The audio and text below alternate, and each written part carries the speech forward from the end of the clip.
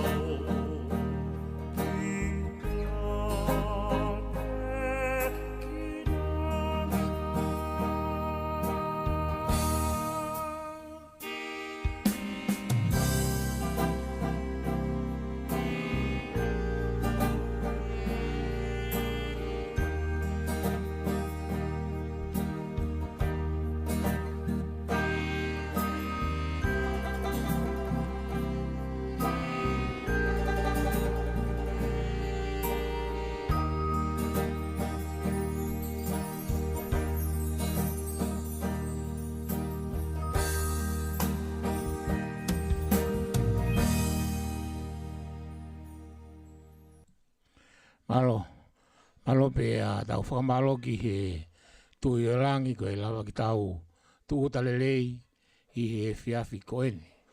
Pe a koe whakamalo atu ki a pina ka teke mutolo kotoa pe lawa ke mu kau whataha mo e motuani i he tau Letio Vake Tali Folau me i restek sisi i he ahoni. Ko e ahatu site whakieni pe a ko ilo ku lawa lelei pe ke mo mea i mai me a pina ke wike whakaosi eni o a kosi. A o peke sāpate ko kamata leo me iai o ka September. Pe ko ilo ko e kaki tau whaanof ki tau whaatatari ke osi e mahinan ka tau pe ko tau mo ui. Tau waawat ke mahina fo ou. Pe i he taim ta tau pe o kumatu i foko ta tau pe tau nofo. Mo tau nofo ko teu maawai tau i he tau katoa pe. Whakalau pe Januari ki Tisema, kai tau te whitu kai au ki he po whakaosi whakatapu, ai last minute i koe e tau motua, ka latua kai hao e tau whaou.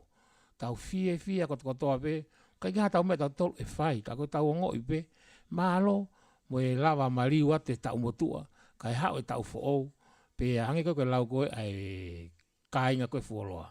Whetongi pe matai whika, ka koe lai fie mo e whonua, no ngai mea kotoa pe o te anga maheni ki ai, o kei nofo mai pe mo tau. Ka koe mea mahu inga taha e ka tiki tau wā, ho eki mo tau kainga, i he ahoni, ko e tau mau ai mo uile rei.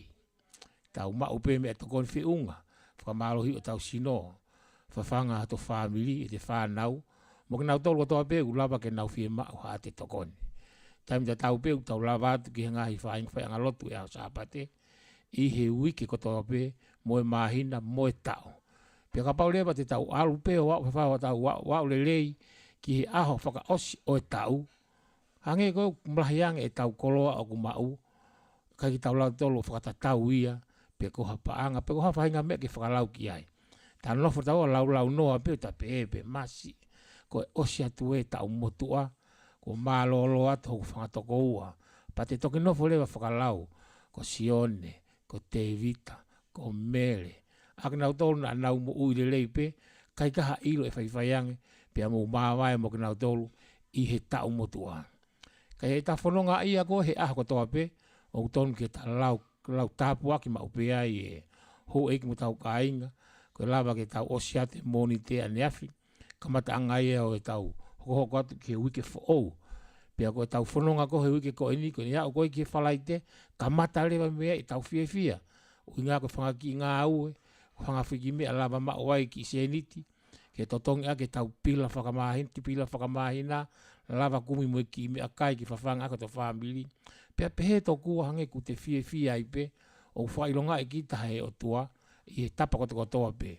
Pea malu ia ki mautolu, mo au, i ngai whatu tā maka umaa e ngai whili, ngai mea tope tau mamata ai, i he Facebooka. Ko tui maha koe Facebooka, koe screen whakaosi ia, ki a koe mo au, ke ta sio ai ki mamani. Ta sio ai he mea kehe. Ta sio ai he ngahi wālau koe, o whakahoko he ngahi pureanga. Ta sio ai he ngahi wālau he ngahi whonua. Ta sio ai he ngahi wālau koe, ngahi whamili, mo he ngahi maheni. E nau whe motu ake he taimeni ihi, ko haki i mea mau taimi. Pe he taimeni ihi, ku te sio fo o wai, kai ke te ilo kita ko hoto kau ngā toko ua, ko hoto kau ngā maheni, o ku te whetau laka mo ia i ngai wheitu u, o kai ke rawa, ke tala hono ngā totonu, kai taimi tau toki au ai ke Facebooka, pia tau toki lau i fuai, ko mea eni ko hoku whereni eni. Pia i ene pehe, o ku hoko Facebooka, ke tala ai e tau ofa. Pia tau mamata ai, ki ngahi mea kotoa pe, o ku hoko he mamani. Kai ngata ai he te sio pehe ngahi historia whakatonga, ka ku te toi sio e pehe ngahi historia whakapārangi. Ngahi lea kehe o mamani, ka koe mea koe o mahu inga, ko e ta tupu pea tau ai i Tonga, na ta hanga pe taua i he whanongo ki he ta mātua. Whanongo hanga pe taua ia, i he mao e ngahi mea kotoa pe i api, pea whiunga pe i ka tau tolu. Pea koe haa mea leu tau mao i api ka tau sesi whetau laka pe koe, mo mami mo teti, o kuna mari pe, mea whakalata, Kai ke, i taimi koe e toki puri atua i a hongo mātua, pea toki taimi e toki hongo leka ki taua, ko tuku mai lewa ai whawhangu pe koe kahoa ke tui, ui ngā koe hoko atu ho whamili. Toki alu koe toki ahe taimi kui ai ha whakamoko puna, peke toki ongo i lewa ngai whiawhia ko ia, na e mau he e tau whanga kui ki mua. Kai kehe tu mua ke taranoa tu ai pe i he ahoni, i he whiawhia ui ngā koe lava, ke tau wau mai ki he ahoni, koe aho mahu inga ke tau mo ui. Hoi ngō tau ka inga, koe tau polokalama Letio ni, me i ures teksisi. Whatonga hifo mahalo pena e lava ate polokalama Letio ki mua i mai te au, i mua ia ko 412 ko mahalo koe, koe United Kingdom of Foa ia, tamsi ia ko Puluno Hef. Pea ko teksisi ai pēni koe whitu enia ko i ures, o ko uofi ki mbala e wakapuna. Ka puna haka wakapuna fulongoa amaka te au ko sisi atu, kai latu ki he matapaa koe pai late, ki i tuku hifo ho longoa, he kulotonga whai e kulotu. Soang, koe mea e koe ke mahinu ka moutou. Te moulawa peo whai ngai mea pe, ka pau hataimi, o kuke ongo, o whai haloto ka unga api, o te he tuki atu, ka ke lue pe koe ia ka pau atataha nau tua whare, tu ulu tui atu ai pe ai, kau atu ai pe lotu. Maari ka mo ilo, koe anga pe tau tala noa hua, ki o tau aho whawhiawhia koe ni. Aho ni o whia mau ke tau hoko atu, to e peha ki fwoi aho whia pe tau wau ke sāpate, tau te whoki atu ki he whangai whai angalotu, ave i tau hu, ki o tau o tua, ai au kune hanga pure ki tau tolu. Whamalo atu e pehe mea kotoa, kau atu e pehe mua mo polokalama koe ni, e whatapu me ngai mea kotoa pehe ku osi whakaonga i ki mua. Ui ngā ka lawa ke hu atu, o hoko atu tau polokalama Letio i aho ni. Ko ia ko hili pembe heni, te o atu peha tau hoi hiwa e taha, pea ko hiwa ko ia, o ku hange kau pau matu e tau whaalu ke lotu, o koe ngai hoi hiwa, ko hiwa whakahoko ofa, o koe mo whainga hiwa, ko hiwa whakatuputangi, ka ko ilo hiwa whakatuputangi, kau ie hoi hiwa ko ni te o atu. Ui ngā ko tamai ko ni ko si mālolo ia, pea ko si tatau mai, kau tuku mai hoi hiwa, ko ene hiwa seiku tupai ana, ki hono ohoa ofa anga. Pe tau whanong koe ki ai pe koe, ko koe ia, o kuke mei seiku tupai ki ohoa. Pea i koe ke whema koe seiku tupai ia whainga whaunga ala, pe koe taimi pe koe ke loto mamahi koe hohoa, pe seiku tupai koe i kai. Koe seiku tupai koe ni, i he mea lelei pe. Tū ke toko koe ni ki a mātau whohiwa, o atu e maki mautolu, pe whakamore pe au hu atu ai pe, i he nganga toenga polokalama a oni, kai tie ke hoa atu i me i ures Texas. One way win, oua.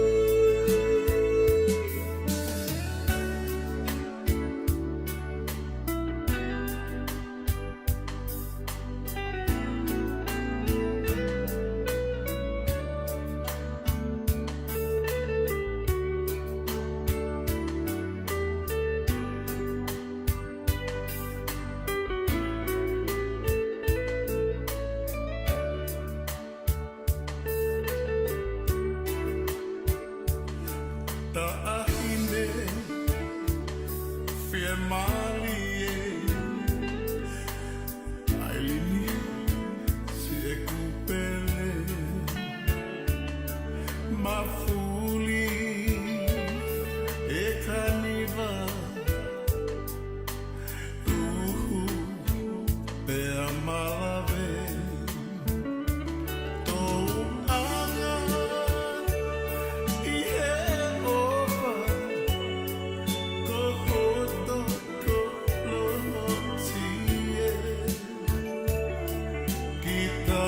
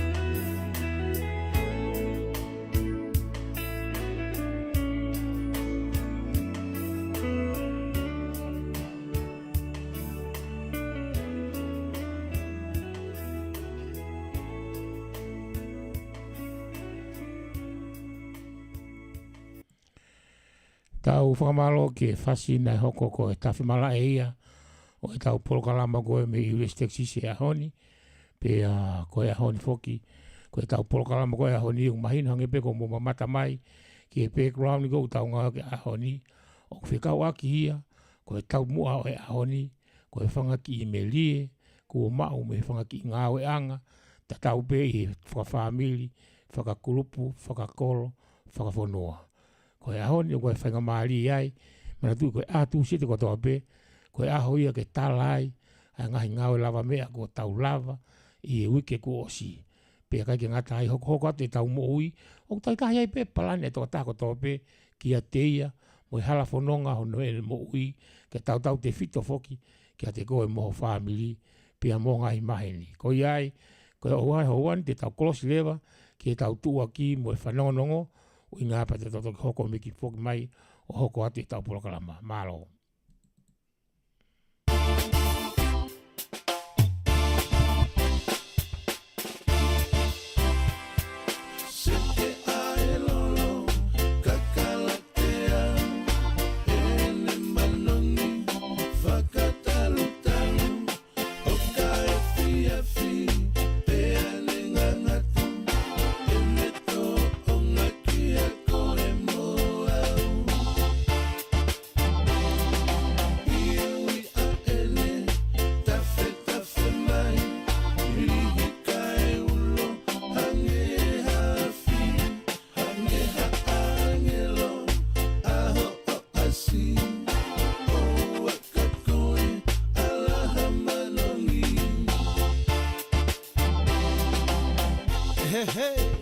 Ko iai halolo ia ko ngahui pia viloki, pia mix mei palataisi. Ke whakatauri a ngahi whakaamu whakasino mo ata mai. Ke miri pia ke whakasanisani mo masani mo whakamanifi. Pia ke foto aki ia ke hakatoa ngā aholahi.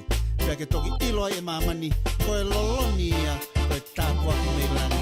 O ua, he he!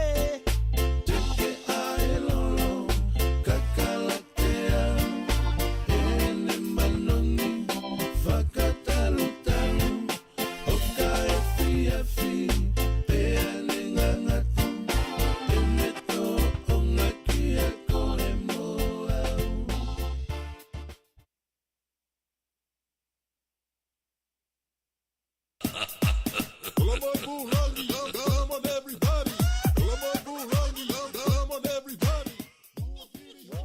tau pehepe mani o ke amio. Ifo, vovo pe mahino e sila. Ko ene toi pehe mani o ke mei matahau. To e sila I moia heu ke hea te lau lo taha. Pe a katau ke o kulo iwi I pe mo ne lau I kai to e whirio e mua ngako. Pe a kaki I tama I hau ki fo I mani o ke tama pe a to e toa pe ke loto umu aua. Pe a alu le vaia ke ifo vale whakakalonga taa. Pe a ko taimi mo moko ni ke te tau pe o pae pae mua te fu haka mani o ke. Pe I area o wan na ke to e hanu mai kake kato mui.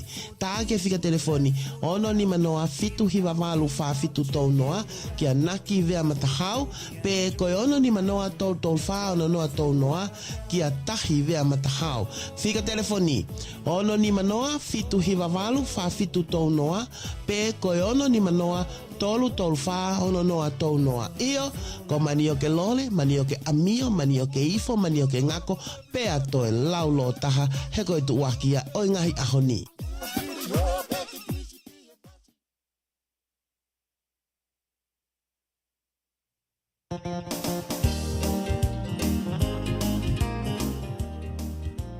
Koe phone application e Letio Vake Tali Folau te lava download ki o iPad, iPhone pe smartphone. Search pe a Radio Tonga Vake Tali Folau e Apple Store o ka pau ko iPhone pe koe Kuko Play o ka pau ko smartphone.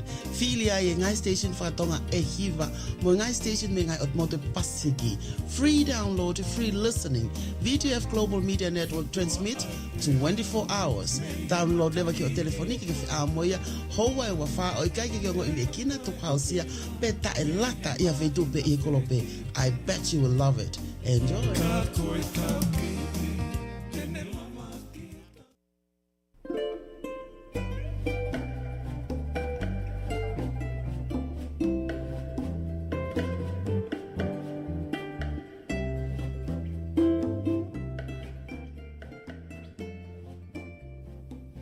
Paenga o Letio Vake Tali Folau.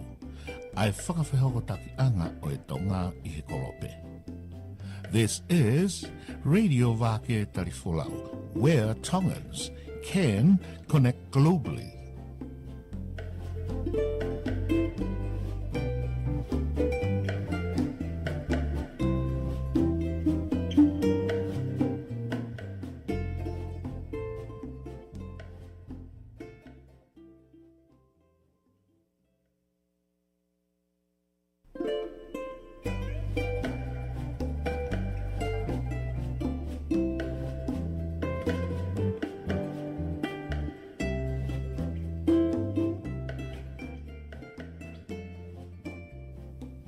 Paenga o Letio Vake Tali Folau. Ai whakawhehoko anga o Tonga I he kolope. This is Radio Vake Tali Folau, where Tongans can connect globally.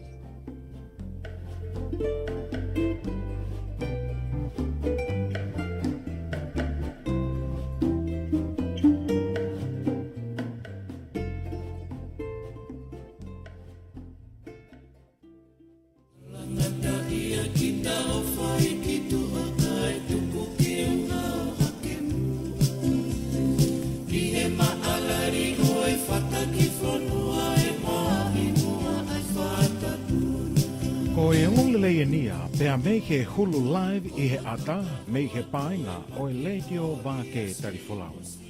O kuke fie mao ke live hao POLOKALAMA I he ata, I hao whahinga kātoanga pe ka uikai ke malawa, whewhe nei ka paweni o kuke whakaamu, ke whakauato ke hao whamiri, maheni, pe koe kāinga. Ko o mong se vani di eni ko I heni, ke sitou anga maa ki mautolu.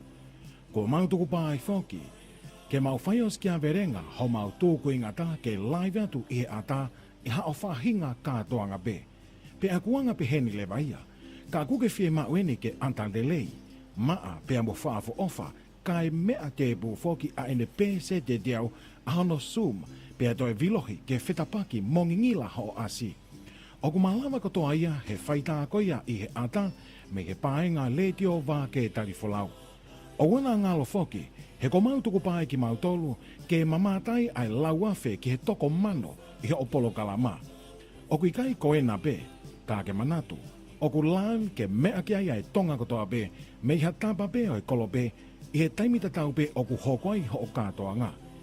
Io, koe hāku ke toe tatari ai, he koe totongi, o ku mātua ki saute whāwareware mo oni, pea mo oni ai lau, o ku toe pe ata pea mo kristahi ke tau wau ki ai. Ko iai whituta ki mai rewa koe ke whika telefoni koe ono ni manoa, valvalu hiwa noa valu hiwa whā, pe koe ono ni manoa tolu noa fitu, fitu nima taha, ki ono ngahi whakai ki iki. Whatonga iange ka mau whika telefonia e ono ni manoa, valvalu hiwa noa valu hiwa whā, pe koe ono ni manoa tolu noa fitu, fitu nima taha, ka mau pāking ta ofia tu ki ai. Malo apito, pea mehe hulu live ata ai Letio Vake Tali Folau.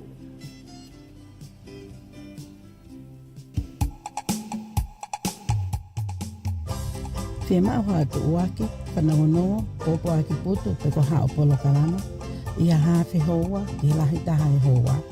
Ia Letio Tonga Vake Tali Folau, peko Letio VTF Pasifika.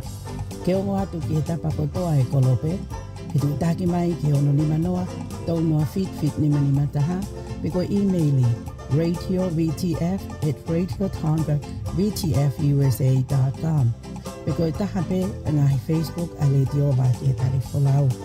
Ko mautuku pā ke whapapau, e a ohole o me he tapa pe i he kolope, ki he tuli ki e wha o e mamani.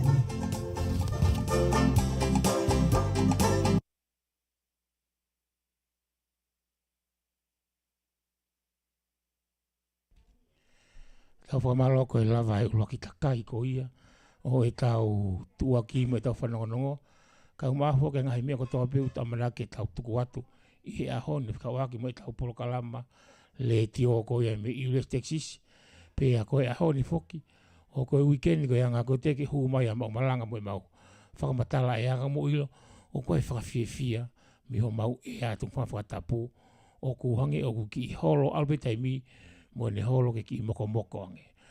Madu i koe whakaiku ko koe a kosi a koe ki septema ko kau ko kamata ke mau e ale lei mau tō.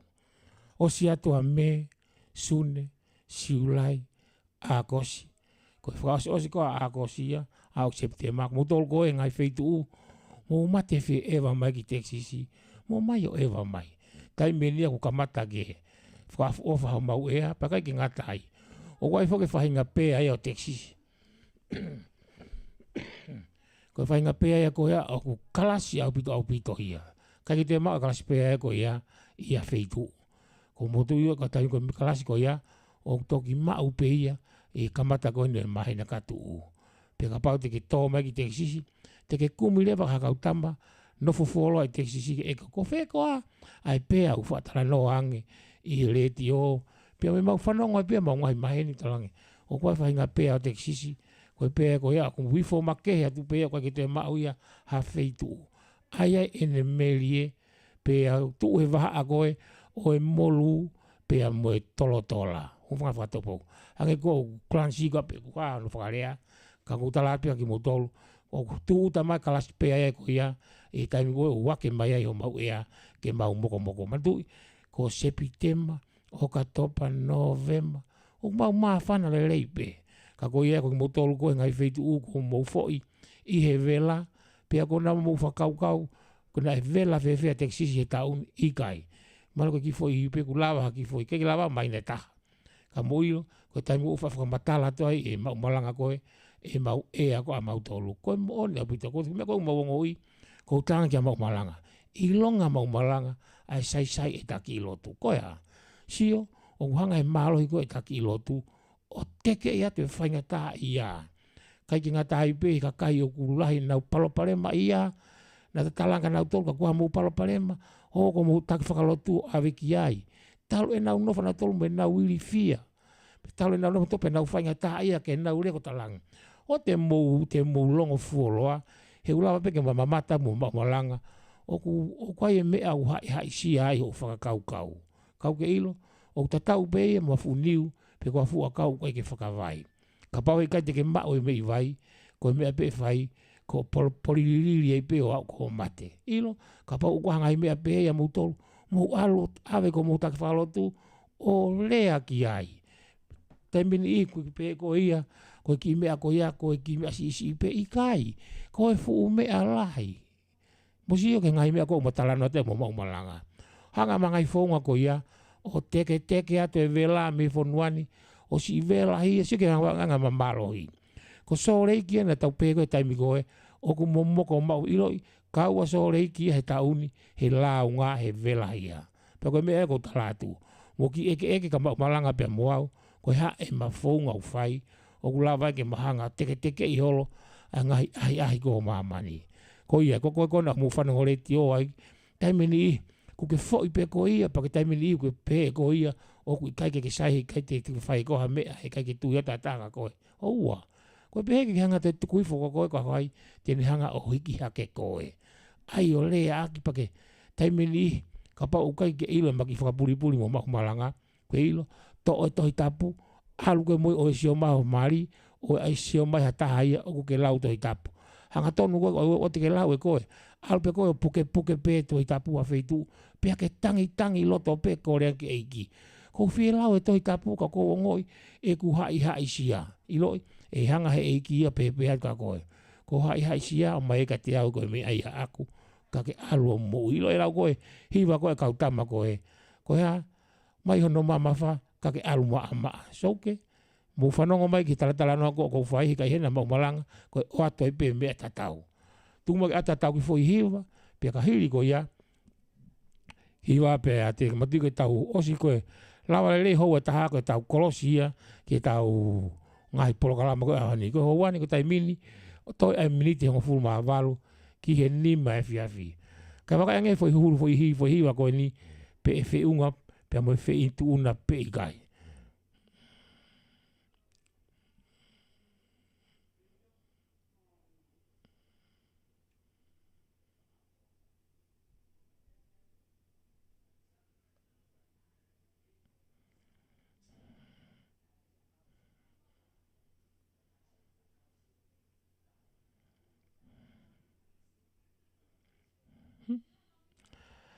ko fieta fo hiwa ko ni ko ki lau pe sai ka mo tolu pe kai maka e pe fo hiwa pa pa sai ka ko pas mai pe ka pa ka ke sai ka ko ai ha fu tangi maka yang ni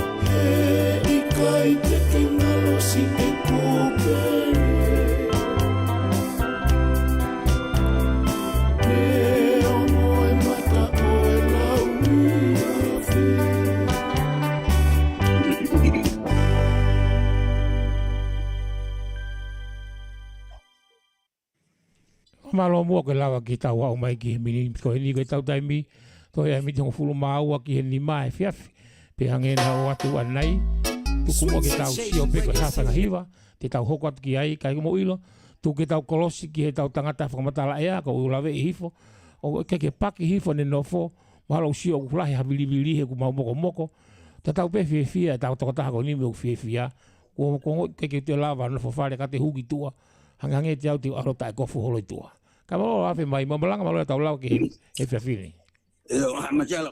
malo fa ho to ka to ngia on fitai malo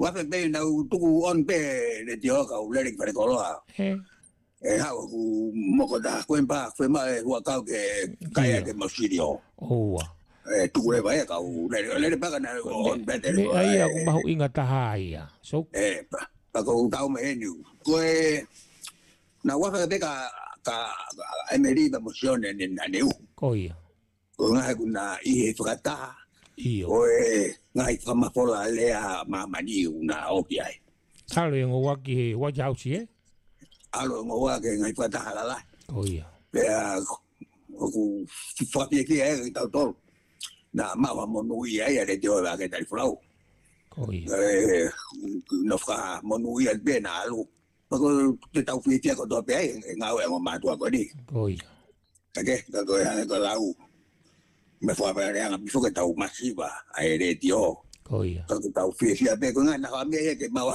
mui ai ko ma tua ko ia tanto no ko be po be ngai pa tonga ko be ko malo na ia puluno ne nai ko ia ko mani ke tau Letio ko di ko fiti ko da ni ko no la ngai pa tonga tu ha fu ki Marcela mo to ka pulu ave ke ko foi ko mo ko u na ba na ka pupo na wa mo ko le ba na ba na soka na wa ko ia ba ko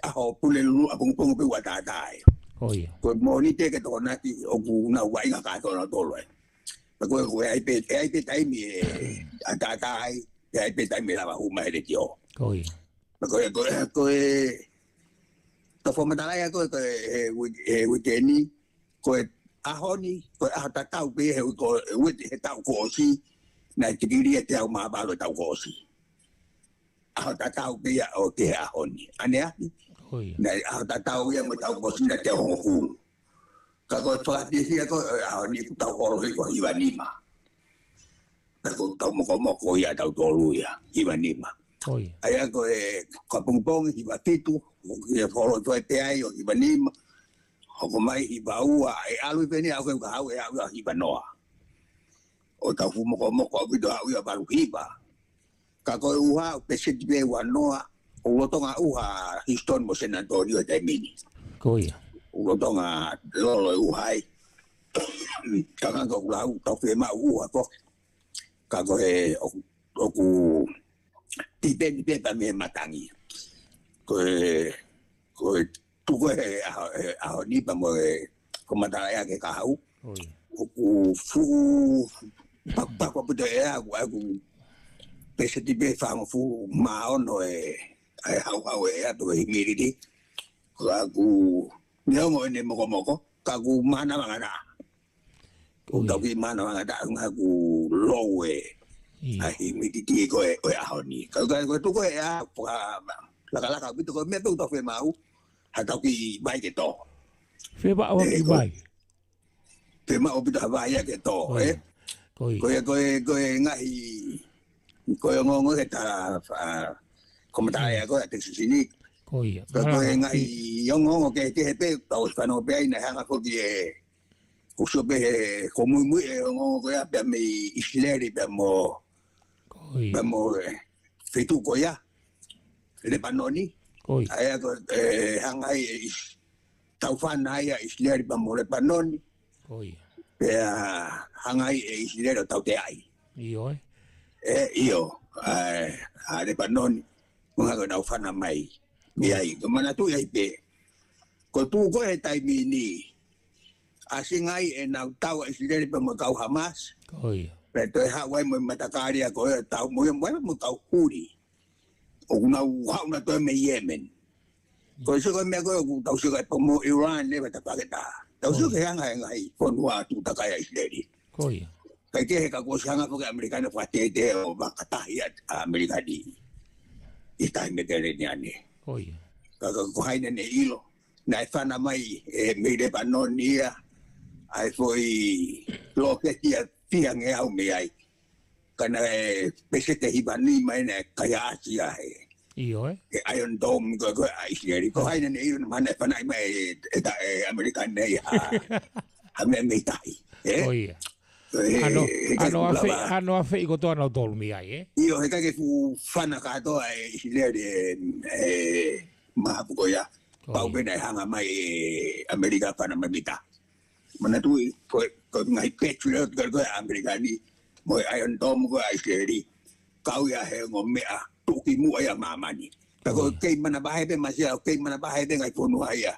I Amerika pe mo Israeli ko mahapu. O ko mahapu ni ma Israeli ma Israeli. O ko me ko ri fia ngai pono a. Oh yeah. Ai ha ke lo to he ala ki Israeli. E ka ke na la ba na to. Oh yeah. Pero ngai secret weapons ya. Ko ngai me ta ko puri Israeli o ko ke me sa ala ni po mo ha ke lo to. Ko haide ne ilo ko pe haide ne ilo mahalo ka Amerikani hano fufu gi Israeli ngai me ko ya. E kai fo ke hau noa e paste no Israeli ki hen. Io ko ta sua tu o ko ke mana bahe Israeli ya. Ko la ko tama pare mi ko Israeli. O ko ke mau ke ama to ko me mu fai mai. Pues yo na fa mana ma Iran. Mana tu ko foi mana mai ko ya ulo to ata ko to ngai pa tawe Amerika e tai Mediterranean ni. Oh iya. Aya ko usmana wasi pa Iran. Ko la ko ya ngo. Kau e fo no pala utai mamania. Oh iya. E fo no pala utai mamania Iran. Oh iya. Suka ka ore pe una fana ma foi. Me ko me to ngau ko na fana mai. Na pe na to na wini na dole ta ko ya. Que no le doy na ya pe ma fe to Israeli. Tío, que te decía que tú a Israeli ta mini. Fue de que de na o con as mate de una do. Na algo que ka ya ko a Israeli o fa mi mata ma popula ta. Tamana tu popula. Que te ilo de la Hamasia. Pero o si puke mani api. Albina dole to mai. Kalau me no venga que venga y le que no ilo a location ko no fue ka popula. E ka pa masela te na ilo. Ko si o ya ka Hamas que no ke. Io ka ko tu he tai mini. Ko ango muy ko o venga fu na do que famerino. Na venga fa famerino ispite. Ka ko tau fa na pa no ni pa mo Israeli. Na puna be la puna Israeli foi bakati atubu. Ona fui ngai me ko to pena tu ko ngai lo ke tu na fana ma Israeli masela. Fukotoa. Fukotoa. No fagawa Israeli. Pa ko me ko te ngai ponua. Koia. E ka hawa fana me. So na ta pe ko na fana me Iran me pena pe Israeli ta me Iran. Pana fu me lo tolu ya. Koia. Kusio que fa mate ya, que fa mate ka so dia ko foi fana de mi Israeli ki Iran. Ka me da u se ko ai ko o ku ita pe to ke fo no ai americani. Koia. Ko me una to ya ko time ko da pe una to ya te to American e te to Israeli. Ko sio ko foi la ka hala ya. Ai palestini ko he time ni na tong ke hanga tau tia e ka palestini ko no na tutu e tau fuka. Koia. Ka pana ko Trump win masela. Ko fa hu ka to ka se kona. Ko me ko to so ai. Ko ha ina me fa White House. Ko o se ni foi a ho to wono to fitu mala han masela. O te ke fa ke to kon palestini ko ha ni for ene policy. Ko ha ni for tu ke na we. Io Adolf Hitler. Que hace que interview. Kaya nga pepe tang tu ke nga o ka bagu Koia. Ka ba apu ke ya tem kalante. Kage matu ke tau saya politiki ka nga tau suga ma ya tau fe ma ko tau fanongo. Matu iwo mo langa ko ta Letio. O kutalawa pe politiki ka kutangawa ke politiki manifi. Ai o koe pe mea ke takamata pe ai. Pe koe mea kong manifi ai uhinga ka pai aha kai ke lava ke tauhanga o rea hingoa pa ka taha koe aha komeni mai. Kai ke whemau ke tau pasia ta hau pe hene. Hau kawa taina. Iyo, koe matui tau tuta tohe kawa taina. Koe matui koe whanua Republika puki tau tole te siseni. Oua. Kako te mga te whoke California ia, kau kawena to te mga te, kau kawena to hene Republika. Kako tau kawena to, koe foi mea mahuinga taia, koe whenga koe. Ka pau rewa ora peo ko paisene pefine, tene hike ia text, me tahi wa moi koe nike hewa walu. Masela, koe ka whaalahi walu ria tau tolu. Koia. Tianga koe sio ke potutu koe ni. Kanu whakatoa. Tai tapai kere bene mea kako me koe kovi. Koia. Alu kita ime ke hiki ke olunga e koloa i place. Alu hiki e koloa ke olunga. Kako kake. Kau tau mea masela. Kau mea pe kovi tai ni tau kioko shopping ito la tiao masela. O tatang nete ke shopping e ua. Foi bila shopping pe taha pe ua kula mulava ia. Kau ito la tiao masela tai koe fonu mai tapu sali o te. Pia kapau leo te he hake e maumalanga ko te ki alu ki he ke kliniki o mai hate ki foi akau mua mea.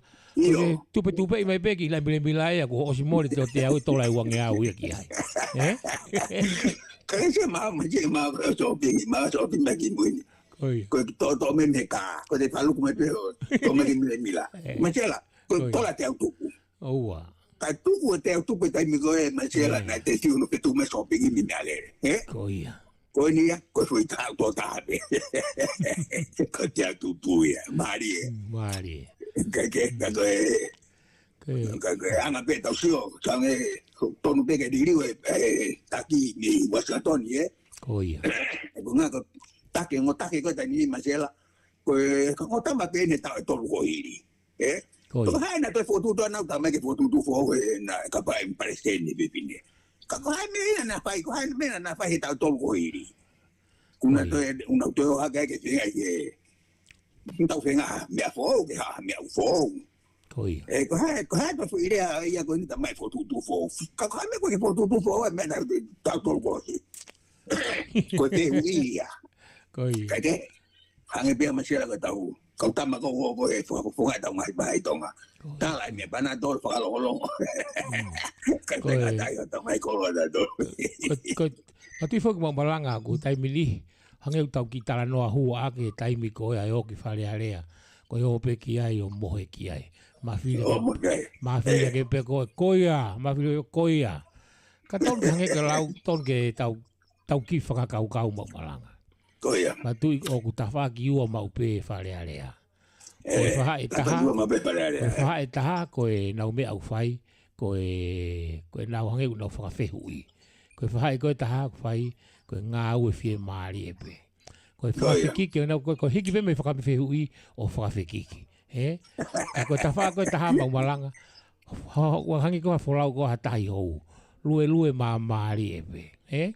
Koia. Ko ale a whia, la e kakai I longa pena nau tōke whare koea taimini. Ko lahe ngā hei hange ulai kakau wako mo mea. Lahe nenga pao hange ngai whalalaka nau tolu. Pa au tuku nau tolu ki nau oki ki whare area. Pa te sio he ngai tāla ngā mo me kotoa pe. Ka tau malere ta kai holo pe. Kau te kono mpo ni mo malang. Kei ta tau pe ane a whia mo e ahoni. E kei pure pe whaha e taha. E kei whakaangongo pe mo aka fute pe tama taha. Koia, te sua tāne afi, tau sua ane afi ne whai puatālai whaka pasiti I tonga. Koia. Sai o pito alo mai puatāha mo mea kiai. Koe ko tui be, nei hori mai, kore mai whakawawau ke ane kiai. Koia. Ke ngai mea le rei eu api ki tonga.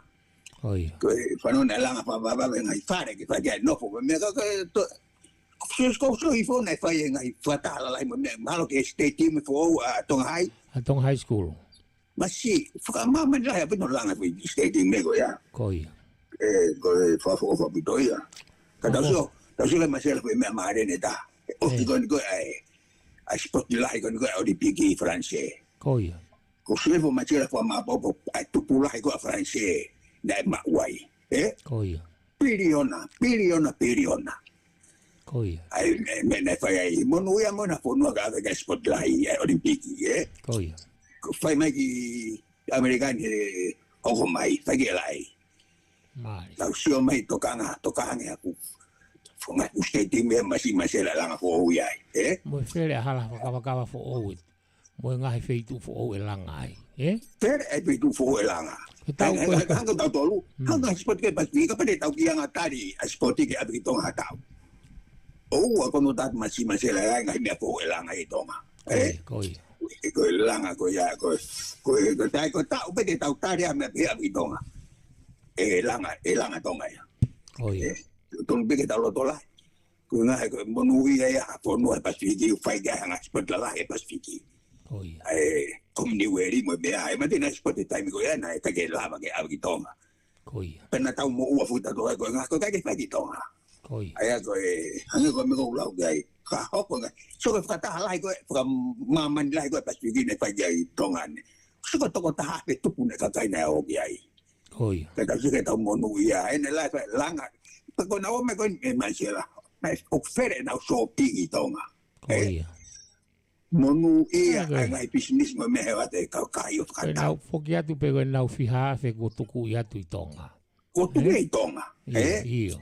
so ko monu ia ko ngai mata pa ia ko me ko na video ko a ba ka abi ai ko nga ko la ba ia pa na mo me abi tonga ado la ko ke to no pe ko si o ke ko ia pe ko no pure anga ia pa ko na ko be na nga ai na nga re sai ka nga ko ka sai fo no ka ko uso pe ake ma ya sai abito en abe ngai me pe ki tonga e ma wa sen de le tonga hange ko abe akapulu eso ne va te tau abe na tau ko ke me afi ko tonga ko me abu fo afa ko to si ka kai tonga e si o ngai me te Koia. e ko ke fumana ko afe ko so me se lo mana ko ngai tau ka ko risia Si ko si o ki ai. Tata mo amerikani. Ko si o te ke hu ko ka vo be ta na si hu ko ta kilo Stadium. Ke ilo ngai ko ta ko risi. O si ta kilo be a Penn State ko Michigan. Ko ta kilo be ka kai Hawaii. Ke si o ke pari pia ko ngai stadium ta ko risi. Ta ko na ara hona bo tolona te ko si. Na mano pe ka kai ma se na si o me. Kaya ta te no fon nga ya pi. Masih ko dan ko tala tu oku hange ko lau ya te la ngai pa hanga spot la lagi tonga tonga ko ta fa am ku ma sia la mal na to la ngai ta mati ka ko me fa fo fa ya tu si yo ka pa na sai ti tonga tau ai ka le tahi ko pina ka so tau ka fa ma sia la ko na fo i os fai na tau moa. Na kai se na tau ko ya. O ku mahalo fai na tau ma ko weekend ni mahalo. O to fai weekend. Ku na tau moa. Okay. Te u ko pau pe ko si wa. Ke lo pe ko aho tolu taha mahalo aho tolu moa mahalo pe ko aho. Yo. O lang ko ke sapati. Hanga tau ko falaite ko ni mahalo. O na tau ha moa pa mo. Pe pa o ku os fai ko ti na tau no tala mai o to fai weekend. Tau e ka ta ko o si flen le mo ri pe molala. Io Ko nga me ko asi me nga me pe ko si ua ki ai. O si ka wa pe ka la ki si amu ai na Letio. Kan kali pe molala ke na pinais ka ko ka te ki hanga tau te ai na tangata e ki ni. O si ka wa ya ura ki na tema ali pe molala e so ni ko se ta ka ko nga po mari to ta mo ai le re nga ka ai pe ha aka ki to pa ma si to e kata o ai ta pula mo ka ki ko si fine na to ke mai mo ki ka ki dia hona pe mena ka dia hona pa we dia ko na si ko ngo ga ba to sta no ba to he me ko ta aho fo ge no ku ta analyze o ai nga we anga nga me ko to pe i he o pe mo malanga to si te pe ana fai fitu ta ko na le re ma chela io anga hi anga ko Kaya tu waka tu lagi ngau kan motor ko itu sini. Koi. Bagi ngau au ngau ya. Ko mau inga. Ko fai ta faki ka venga mo mea. O ki heni. O ko e faki mea ke ma ko ni ta ke faki ka venga ko ya. Koi. Ange ko tau se fo ngeni o fai ta o ki apsia ko ni he weekend ko ni. Koi. Ko ta to ko ni. Ta ya tu Wai kan kimi a whakatestine. Oh iya. O aonga pito. Aga tau ngai mea kwa tangata heni. Mea kwa tangata kwa tau tolu. Oh iya. O mimila yang mea kwa testine o ngau aki heni. Gilai fetu taki mai ke aonga koe taki ngau e koe ni. Iyo. Lai whanga ki tau tahau. Koe hena si kamatala e miki. Oh iya. Ai me kona matu e whiwhina miki. Iyo. E masera ka pati ke hua he whare o miki. Oh iya. Te kisi ko he mea ko tāna ke miki ngai mea keke. Na tama e miki mau malanga. Koe ne alu me mea koe ni o tuku e kai alu me mea koe kutana o api o alu moi. Koe na alga ko hoa mamatai ni alga mea ke na ke alu na ki na mea koe iki. Oh iya. Da me ko hoa na sio he mea koe fōhara e miki hanga ki koleksina miki e. Iyo. Kata sio ai ke aonga no tāna ke tonga i mea whakatonga koe machela. Ko fai mai ka venga mo me wala tonu ke ngo ne tala noi e miki ha mo foi tutu mo ko ni Ko iya. ta mai miki ka wi ta si wa ki ai ma tu ke fina mi ku ne ilo ngai ko wa ke Ko iya. o ka wi si ka wa ki e mo o ko ke ha me o tu e mo to ma bo po ta pa ko to pe e mo o ko ka pare mo tu mo ko ha ke ha me ke te matanga e go si ma bo po ya ta mai miki o fa no ngai pe Koe tutu ya e kau ngāwe koe ni mau malanga. O si kau palu ati tama ni speki tā o si o. Halo ita kau tama ko ewe ko talang ko ki mea pe o mea ko tangi. O ku kai ki usai ai mea ko ya. Ki whakarelei. Pe tamai kai sai pe igai. Koe ni alo atu koe mea koe o ku mea. O ilo koe alata ki mea koe o kuano ki kai ke sai. O ku hangari koe lewa tau ki mea. Alu pe 100%, Iyo, saya betul masalah ngai ko ya. Ke gua ngai mea ko mo foto.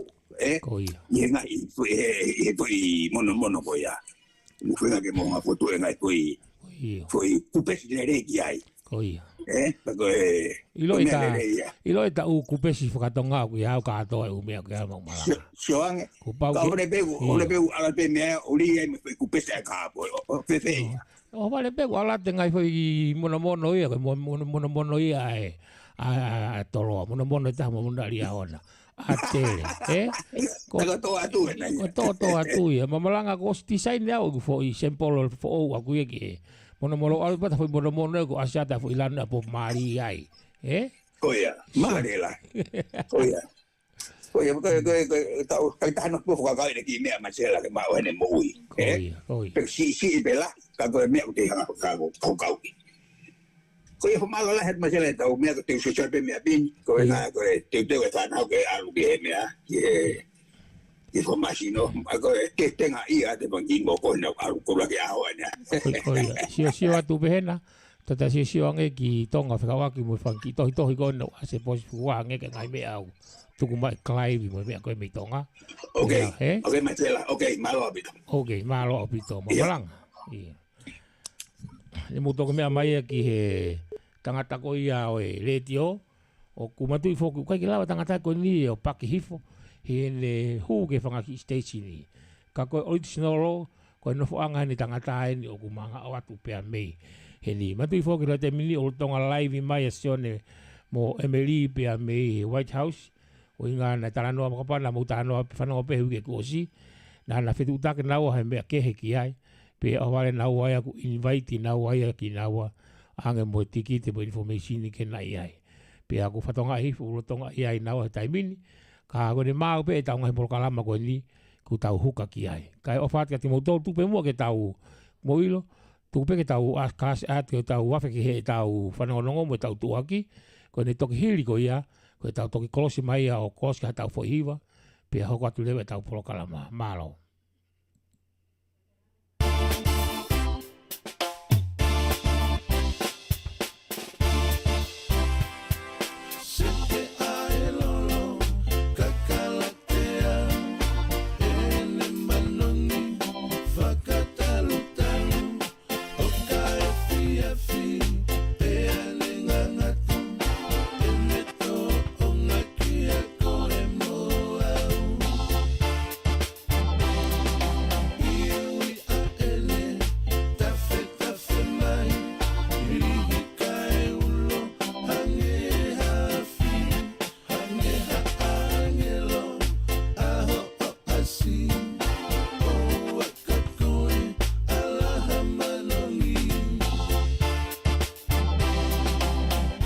he, ko iai halolo ia ko ngahui pea vilopi, pea mix mei palataisi, ke whakatauri a ngahi whakaamu whakasino mo ata mai, ke miri pea ke whakasanisani mo masani mo whakamanifi, pea ke foto aki ia ke hakatoa ngā aholahi, pea ke toki ilo ai e mamani, ko e loloni ia, ko e tāpu aki mei lani.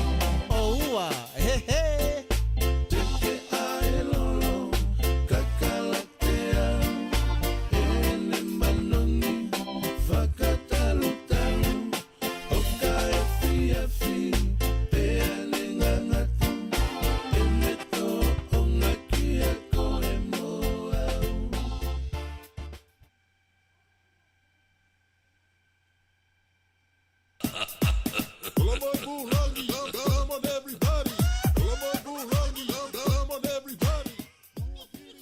Ko e tau pehepe mani o ke amio, ifo, vovo pe mahino e sila. Ko e le toi pehe mani o ke mei matahau, to e sila i moia heu ke hea te nau lo taha. Pea katoa ki o kulo iwi i pea mo ne lau, i kai to e whirio e mua ngako. Pea ka ki i tama i hau ki ifo i mani o ke tama pea to e toa pe ke loto umu aua. Pea alu le vaia ki ifo vale whakakalonga taa. Pea ko taimi mo moko ni ke te tao peo pae mua te fu haka mani oke. Pea i area, o wan na ke to e hanu mai ka ke katoa mui. Ta ke fika telefoni, ono ni manoa fitu hiwa walu wha fitu tau noa, kia naki vea matahau, pe koe ono ni manoa tau wha ono noa tau noa, kia tahi vea matahau. Fika telefoni, ono ni manoa fitu hiwa walu wha fitu tau noa, pe koe ono ni manoa tolu wha ono noa tau noa. Iyo, ko mani o ke lole, mani o ke amio, mani o ke ifo, mani o ke ngako, pe ato e laulo taha, he koe tu wakia o ngahi ahoni.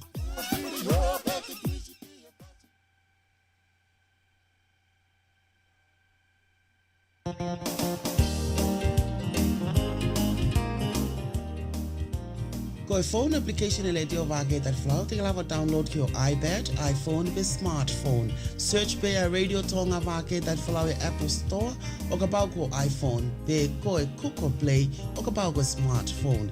Fili ai e ngai station wha tonga e hiva, mo ngai station me ngai otmote pasiki. Free download, free listening. VTF Global Media Network transmit 24 hours. Download lewa ki o telefoniki ki a moia, hoa e wafa o ikai ki o ili kina tuka hausia, pe ta e lata ia veitu pe e kolope. I bet you will love it. Enjoy.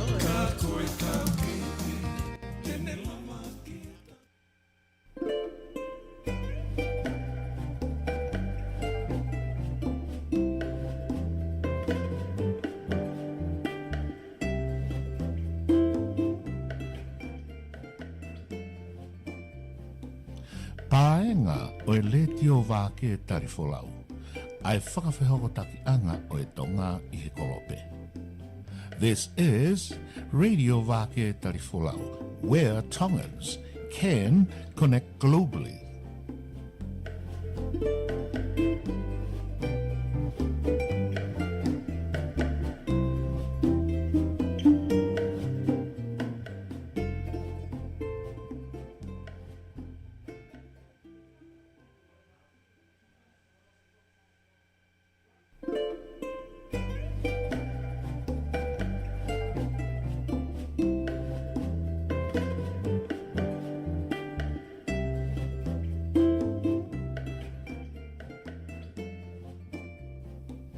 Paenga o e Letio Vake Tali Folau. Ai whakawhehoko taki anga o e Tonga i he kolope. This is Radio Vake Tali Folau, where Tongans can connect globally.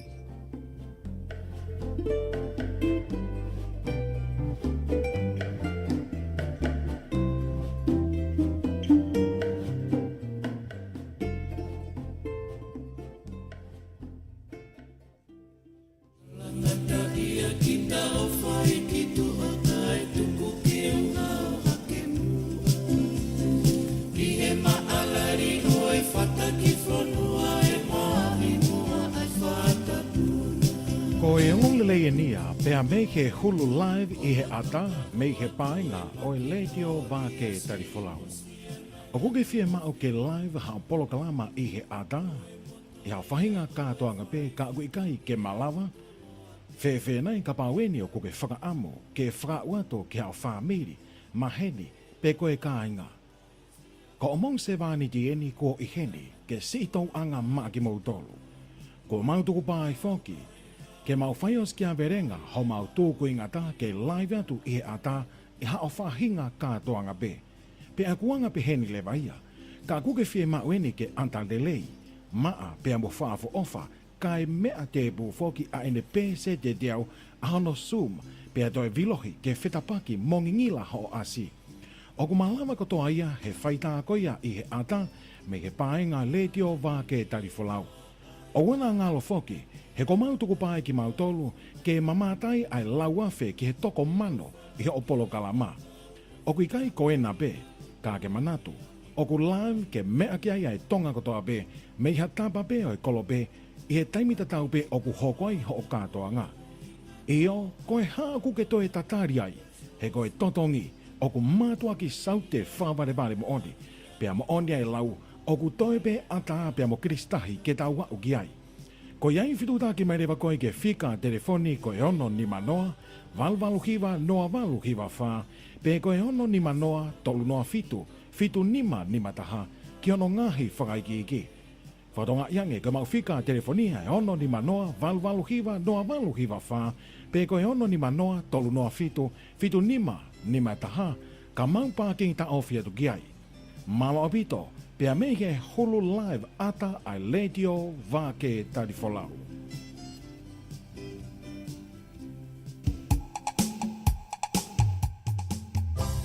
Fie mau hatu uake, whanangonoa, opo aki putu, pe ko hao POLOKALAMA, ia hawhi hoa, i lahi taha e hoa. Ia Letio Tonga Vake Tali Folau, pe ko Letio VTF Pasifika.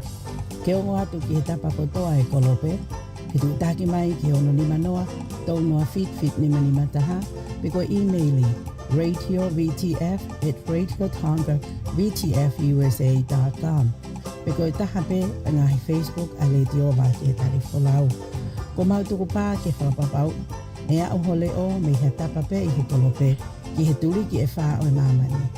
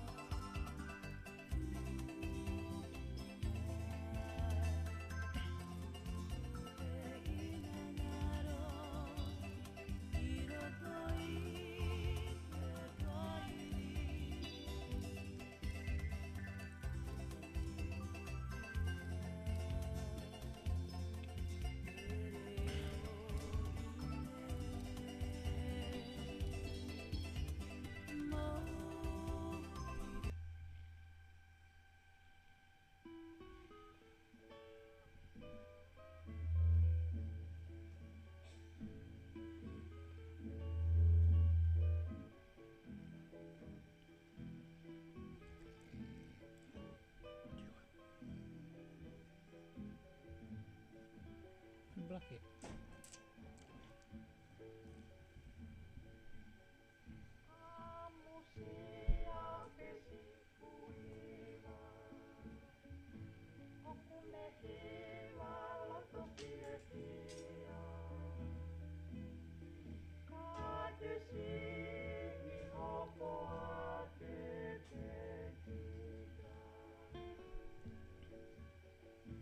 Siete misi mai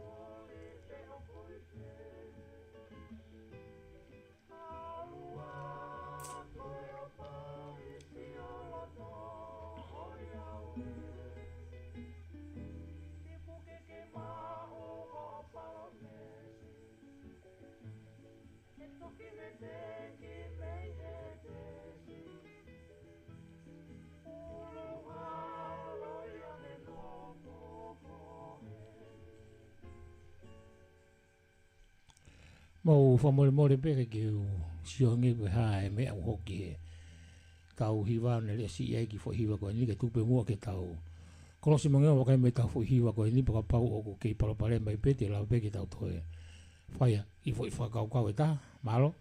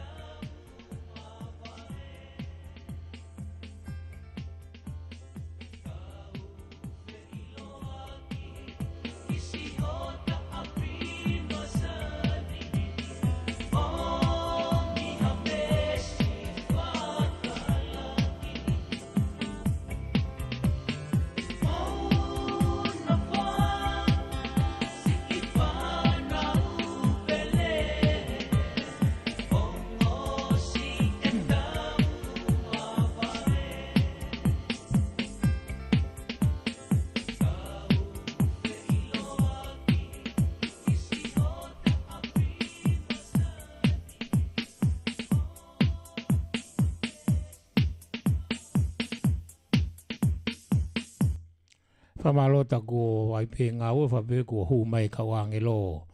O tā mai ke ai atu moe pe whamalo koe lawa e. Ta whaak palapale mo ko ia. Ka tau whamalo mo ke tau taimi ta tolu o ku hawhi ta tonu ai ono. I ure stek sis ai au toe tau hoa taha me konga.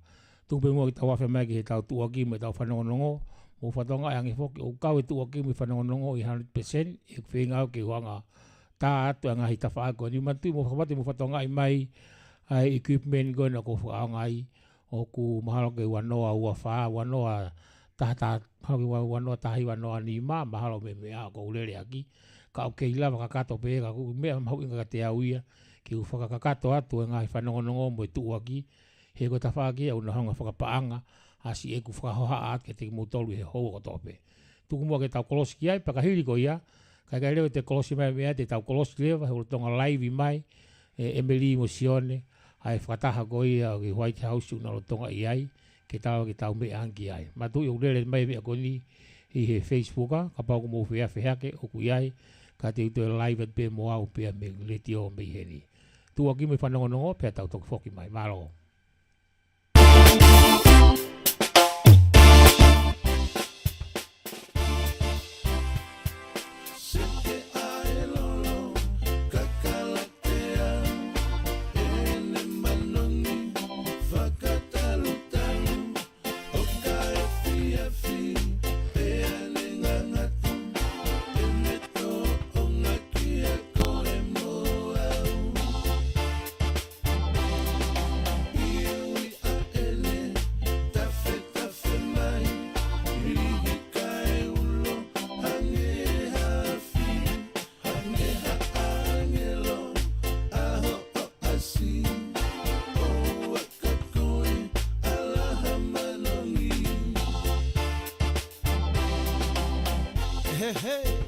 Ko iai halolo ia ko ngahui pia vilopi, pia mix mei palataisi. Ke whakatauri a ngahi whakaamu whakasino mo ata mai. Ke miri pia ke whakasanisani mo masani mo whakamanifi. Pia ke foto aki ia ke hakatoa ngā aholahi. Pia ke toki ilo ai e mamani, koe loloni ia, koe tāpua ki mei lani. O ua, he he!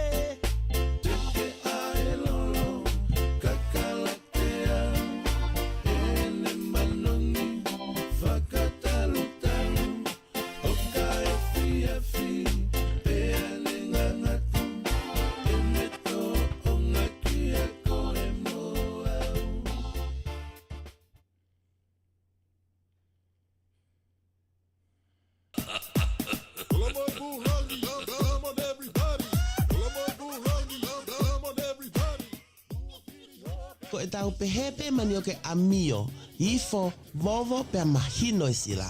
Ko e toi pehe mani o ke mei matahau, to e sila i moia heu ke hea te lau lo taha. Pea katoa ki o kulo iwi i pea mo ne lau, i kai toi whirio e mua ngako. Pea ka ki i tama i au ki ifo i mani o ke tama pea toi toa pe ke loto umu aua. Pea alu le vaia ke ifo vale whakakalonga taa. Pea ko taimi mo moko ni ke te tao peo pae mua te fuu hakamani oke. Pea i area, o wan na ke toi hanu mai ka ke katoa mui. Ta ke fika telefoni, ono ni manoa fitu hiwa walu wha fitu tau noa, kia naki vea matahau, pe koe ono ni manoa tau wha ono noa tau noa, kia tahi vea matahau.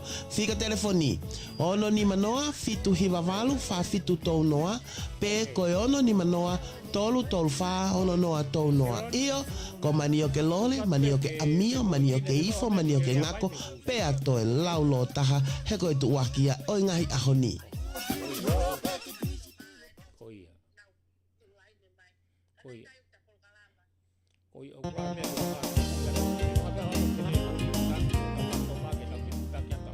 Ko e phone application e Letio Vake Tali Folau, te lava download ki o iPad, iPhone pe smartphone.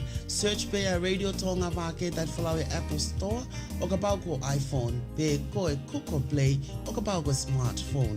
Filia e ngai station whatonga e hiva, mo ngai station me ngai otmote pasiki. Free download, free listening. VTF Global Media Network transmit 24 hours. Download lewa ki o telefoniki ki fi amoia, hoa e wafa o ikai ki ongo ili e kina tuka hausia, pe ta e lata ia veitu pe i kolope. I bet you will love it. Enjoy.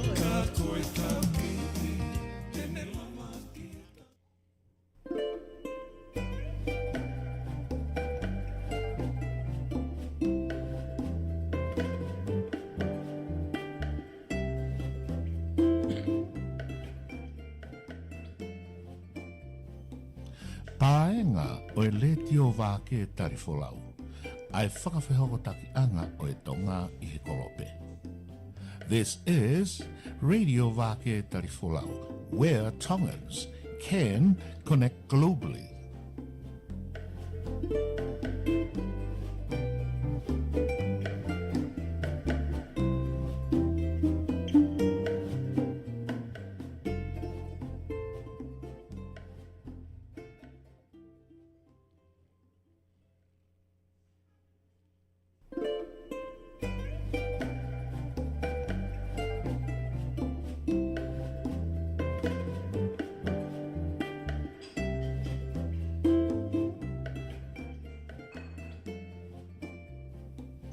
Paenga o Letio Vake Tali Folau. Ai whakawhehoko takianga o Tonga i he kolope. This is Radio Vake Tali Folau, where Tongans can connect globally.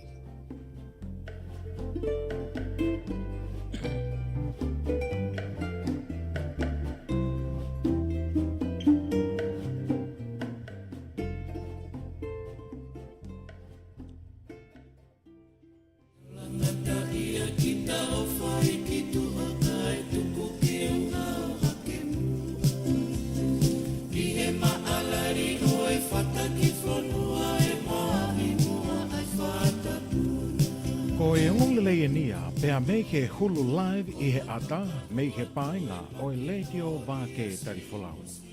O kuke fie mao ke live ha POLOKALAMA i he ata, i ha whahinga kātoanga pe ka uikai ke malawa, whewhe nei ka pāweni o kuke whakaamu, ke whakauato ke hao whamiri, maheni, pe koe kāinga. Ko omong se vāni di eni ko i heni, ke si tau anga maa ki mautolu. Ko mautuku pā i whoki, ke mau whaios kia verenga ho mau tōku inga tā ke live atu i he ata i hao whahinga kātoanga pe. Pe akuanga pe heni le vaia, ka kuke fie maueni ke antalelei, maa pe amo whaafo ofa, kai mea te bu foki a ene pe se te deau ahano Zoom, pe a toi vilohi ke whetapaki mongingila ho asi. Oku malawa kotoa ia he whaita koia i he ata me he paenga Letio Vake Tali Folau.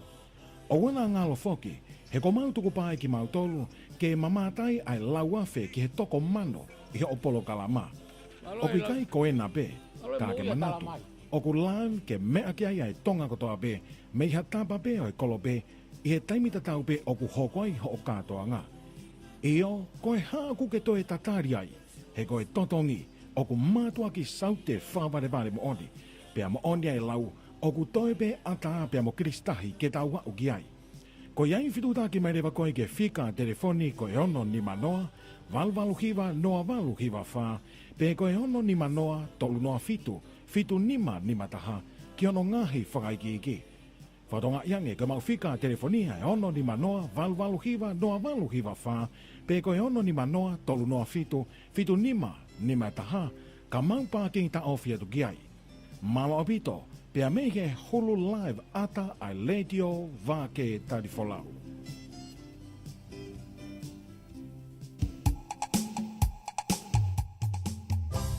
Te maua atu uake, whanauanoa, opo aki putu, peko hao POLOKALAMA, ia hawhi hoa, i lahi taha e hoa.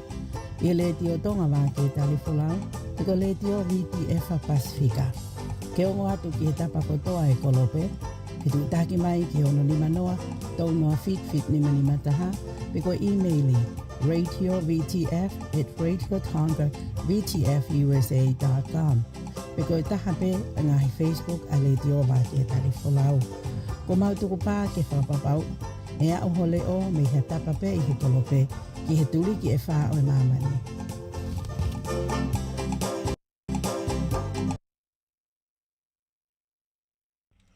Ko e takaieni e tau tua kimo tau whanono pe ko tui o ko nau mei fie maari ko whatonga hifu ko tau taimi. To e miniti e uanoa ki he taimi o no. Pe a tuku pe mua ke o ate tau whohiwa ko ni pakahiri ko ia e whoki mai hou mai mo maumaranga.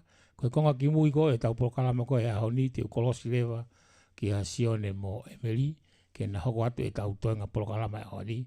Ka tuku ate whohiwa ko ni ki ne hanga whakamoko ki mautolo i hifu toenga aho ko ni o kamata ki moko ai a teksisi malo.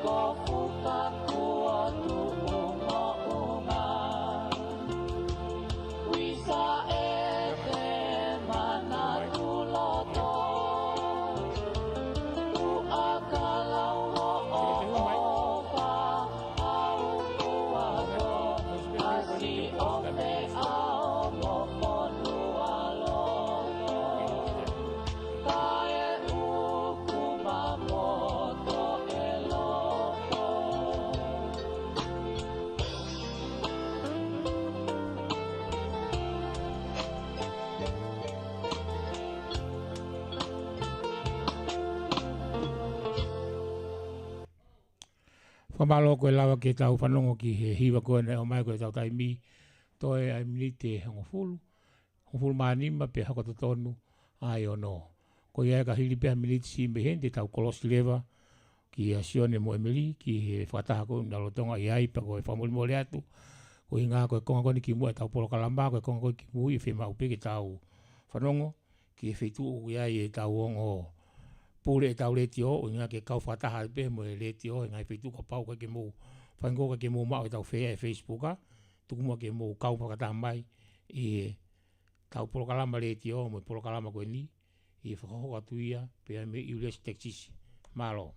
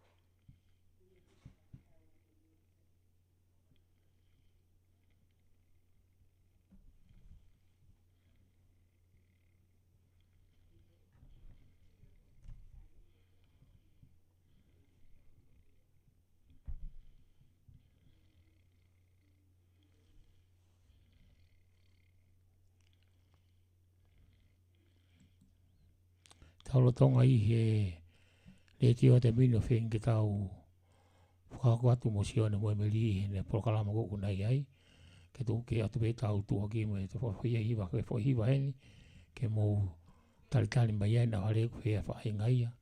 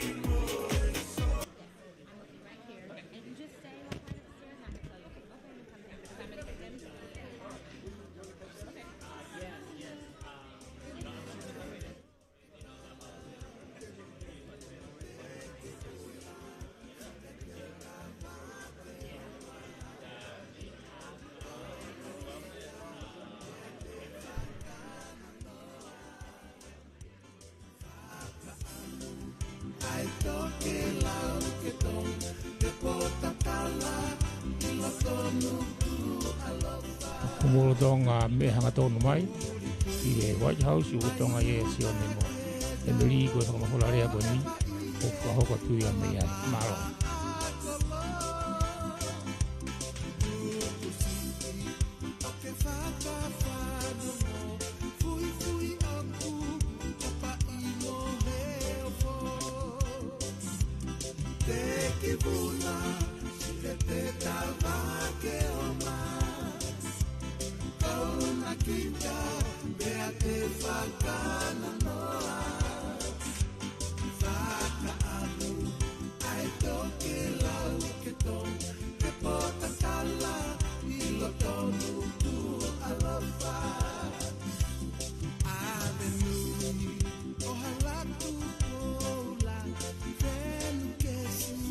Tako ia ko tau whataha ko ni hoku wahoka tui o kai koe White House o kuna iai ka koe hotele sila tonu hotele i Sacramento ai au nao tonga iai hotele ko ia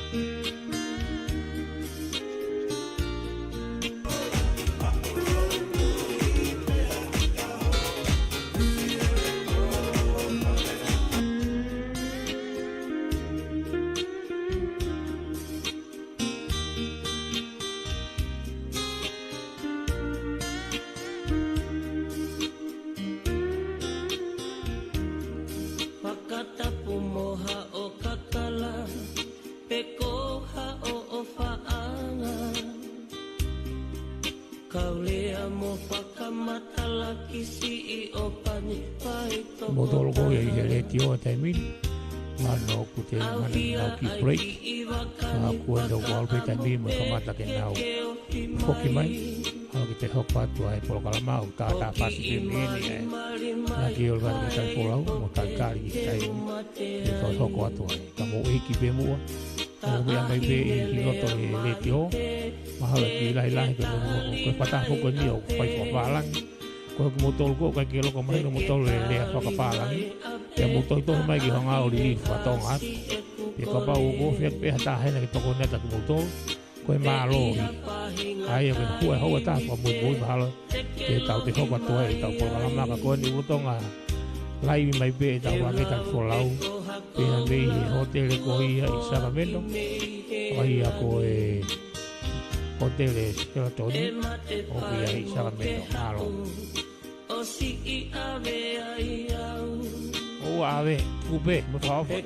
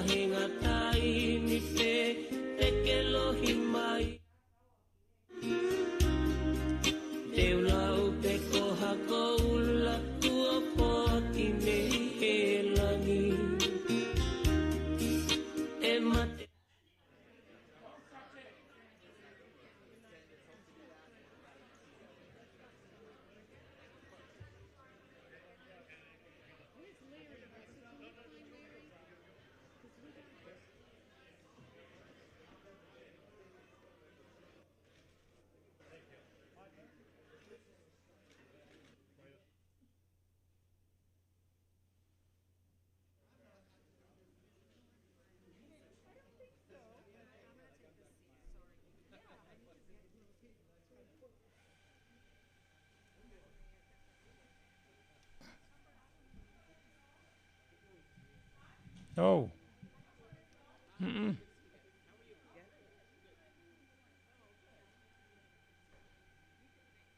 Hello, everybody. Hello, everybody. We're going to get ready to get started. Oh, perfect. I was looking for our moderator. No. Huh? So we're getting ready to get started. Thank you. I know we've been a little bit off schedule, but this is all worth the wait, right? Are you guys having a good time? Great, great. So I'm going to let people file in and take their seats so that we can, I know that the Attorney General has a tight schedule, and so we've been trying to ram it. So we're going to just dive right into our conversation today, which is being moderated by the one and only Mr. Larry Lee, the publisher of the Sacramento Observer. Thank you, Larry. Thank you, Regina.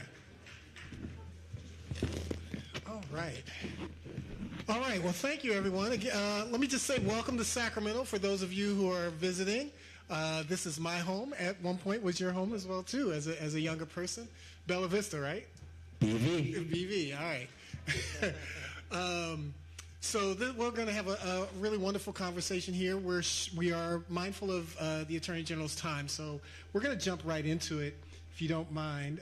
Again, I'm Larry Lee. I'm president and publisher of the Sacramento Observer. The Observer has been publishing, thank you. The Observer has been publishing here in Sacramento for 62 years, and would like to make sure that we talk to you a little bit about the things that are going on throughout our state. So let me give a quick bio for those who are unfamiliar with Rob Bonta. He became California's 34th Attorney General in 2021, making history as the first Filipino American to hold the position. Absolutely. That deserves a round of applause. Inspired by his parents' activism and social justice movements, Bonta pursued law to fight for those wronged by injustice. He graduated from Yale University and Yale Law School. In the State Assembly, Bonta led efforts in criminal justice reform, including banning private prisons in California and advocating for the elimination of cash bail. He also championed racial, economic, and environmental justice. Before his Assembly career, Bonta was a deputy city attorney in San Francisco, and he was born in the Philippines. He immigrated to California as an infant, and he and his wife, Mia Bonta, have 3 children. And she serves in our state assembly as well, too. So welcome. Thank you so much, Attorney General Bonta, for joining us. Thanks for having me. All right, so we're going to jump right into it. The first thing we'd like to talk to you about, of course, is about hate crimes. Many of us have been talking about that throughout the day. The latest hate crimes report shows an overall decrease in hate crimes across California, yet African Americans, religious, and LGBTQ communities are still experiencing elevated levels. What are your thoughts on the findings? Let me first just say hello. I'm honored to be here. It's always exciting for me to be here in Sacramento. In this role as someone who grew up nearby, I went to public schools here. I went to Pershing Elementary School and Winston Churchill Middle School and Bella Vista High School. My parents worked for the state of California, and I used to, they would take me to work sometimes, and I'd look at the Capitol and wonder who was inside and how they got there, and I didn't see anyone who looked like me. So to be in this role today is an honor and a privilege, and I'm excited to join you for our conversation. Thank you. Hate crimes. Obviously, to have the number of hate crimes and the rate of hate crimes go down year over year, even if it's by single digits, is good. Any decrease in hate crimes, any lowering of hate crimes is a positive, but it doesn't tell the full story, doesn't give the full picture. We need to look at different segments and different groups, and some are having different experiences. For some, including our LGBTQ plus community, our Muslim community, our Jewish American community, hate crimes went up year after year, and that is from historic highs. So that does not paint the picture that we want. And of course, for African Americans, the had long been, year after year, the largest number of hate crimes, whether they go up or down, just in raw numbers of total incidents, almost always the most, by a lot. And that's not acceptable either. You know, our goal is to have no hate crimes. In California, we believe that everyone belongs. No one should be targeted, attacked, hurt, or harmed because of who they are, where they're from, how they look, who they love, how they pray. And hate crimes are a way of getting a snapshot in time of where we are, where we're moving vis-a-vis the year before, and some signs of progress, but still too much tragedy in those statistics. So we have more work to do. The collective we, everybody here, you know, everyday people, nonprofits, advocates and activists and community leaders, government, of course, has a role. And in California, we want to be that beacon of hope and that blueprint for what can be, and we have work to do when it comes to hate crimes. And in particular, is there anything in particular your office is doing to help really kind of address some of those things that you want to make sure we know about? And thank you for that follow-up question. When I was appointed in March of 2021 and then sworn in April 2021, it was the height of hate crimes for some groups in our state, in our nation, including the API community. Hate crimes against African Americans continued to be at unacceptable levels. And so one of the first things I did, I think I did it in my first or my second day, was we launched our Racial Justice Bureau to call out racial injustice in California, to plant a flag and say we will not tolerate it, we will fight against hate groups and hate incidents and hate crimes. And we also wanted to turn that into more specific actions. We launched a series of roundtables with big city mayors and community leaders in those cities. We went up and down the state talking about what's working in your community, what the challenges are, how can we scale the things that are working, what do you need to be more successful in combating hate incidents and hate crimes. We encourage prosecutors to have a hate crime unit that works with community members in impacted communities and provides support and healing to victims, and will bring hate crime charges when the very difficult to prove hate crime elements are present.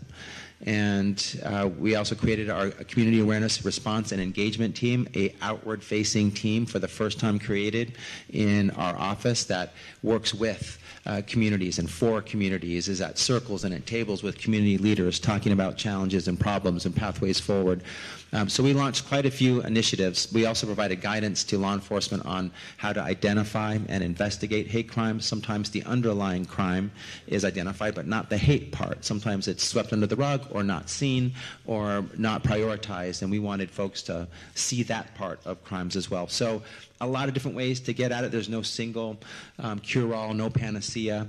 It's a collective approach, many actions, all of which make progress together, really making a dent in hate crimes in California. Gotcha. And I do want to move on, but I do want to ask one other question. Since we're sitting in a room of ethnic media publishers throughout the state of California, what can we do, and how can your office work with these outlets throughout the state?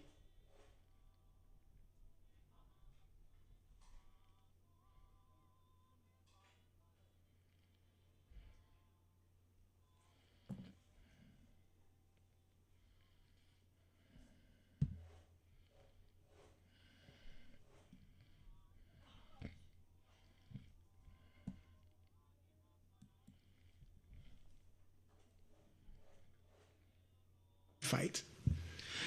Trusted entity to report to, sometimes not, depending on the individual, their relationship, their level of trust that's been built or not over time with law enforcement. Nonprofits have built and earned trust over long periods of time. Many of you in this room with your audiences and those who follow you have built trust. So providing information on where people can reach out for resources to report crimes, to get support, to get follow-up on potential prosecution, but also on healing, where victims can find support that's culturally competent, that's trauma-informed. So resources. Sometimes people know they have a problem, but they don't know who to turn to, where to go, and the ethnic media can be a source of very treasured and valuable resources. Education is another place where we need to do more. Things like ethnic studies, circles of cross-cultural understanding. We've seen progression where a hate incident, which is an act which is not criminal but has hate embedded in it, can, if not addressed, can grow to actually be a hate crime. And so we want to address through education hate incidents before they become hate crimes and provide intervention at that level. That's another place where the resources can be shared through the ethnic media. Gotcha. All right, thank you. Sorry for those if they know that I went off script a little bit there. Okay, moving to housing and homelessness. Your office has sued several California cities over housing policies, citing state laws that require towns to update plans based on community needs. California's lack of affordable housing continues to be a concern. How's your office holding cities accountable and ensuring that they are removing roadblocks so we can increase our housing supply? Our office enforces the laws of the state of California, and they come in many forms. Criminal law, of course, healthcare law, constitutional law, civil rights law, and yes, housing law. There are laws in the state of California that provide a duty and a responsibility, a legal obligation for certain entities, including cities, to take certain steps to address our housing challenges. We've, in the state legislature, including when I was there, have passed a number of housing laws which have streamlined the production of housing, have made it more expedited, have made it more what we call by right and not susceptible to discretionary refusals, so that if certain conditions are met, if certain elements are met in a project, it must be approved and it must move forward to build more housing. We, as you know, because of your own lived experiences and your own eyes, as well as the data, we have a massive homelessness problem in California.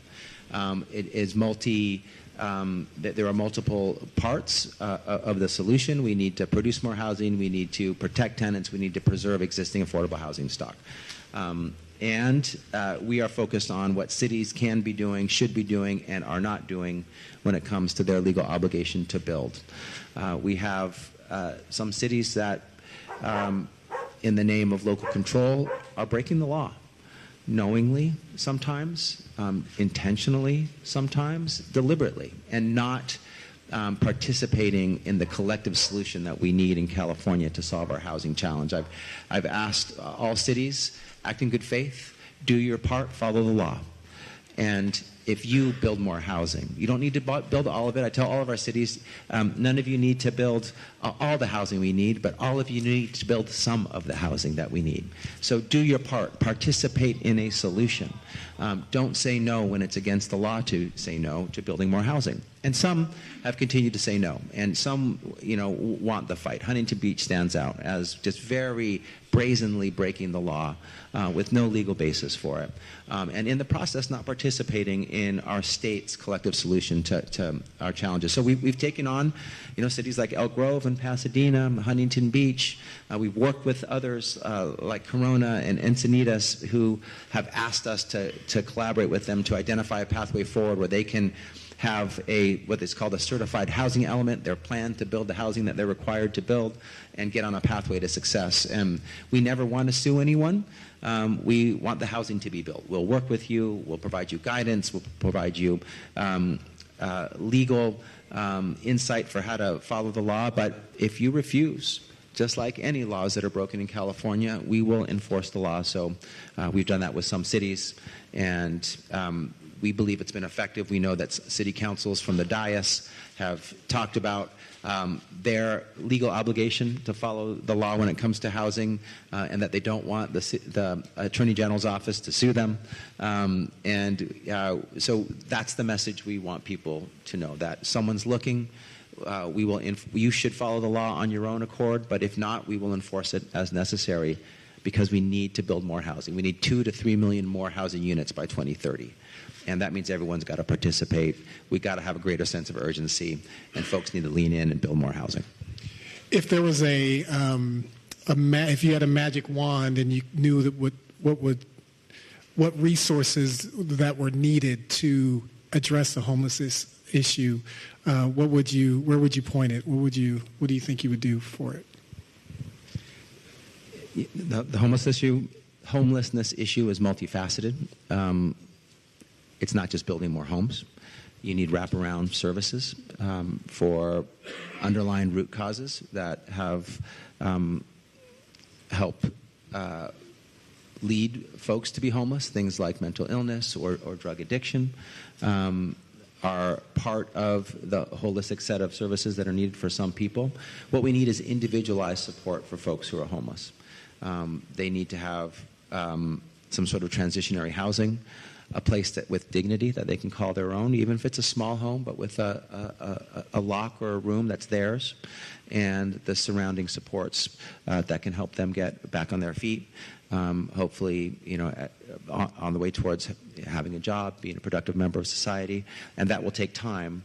But it's not one size fits all. That would be a mistake from a policy perspective. It's unique, narrowly and carefully tailored solutions for each individual, each of whom has somewhat different circumstances, but they are commonalities. There are themes.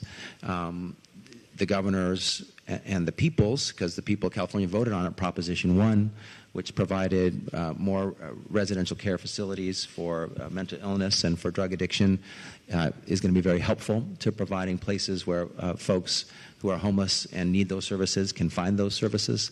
So full wraparound services with a whole continuum of housing from transitional to permanent. Gotcha. Going off script a little bit too again. What role does your office play related to like the fentanyl crisis that is impacting California? Can you share with us a little bit about? Absolutely. We're directly involved. We're squarely addressing our fentanyl crisis. Our top priority is public safety. I've said before, and I'll say it again, public safety is job number 1, number 2, number 3. And we're taking on all sorts of challenges to public safety, including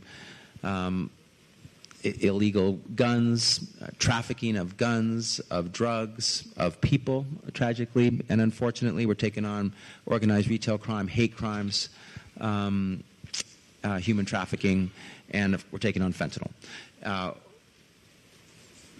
Part of successfully addressing fentanyl is understanding how fentanyl is moving into our state and being distributed throughout our state.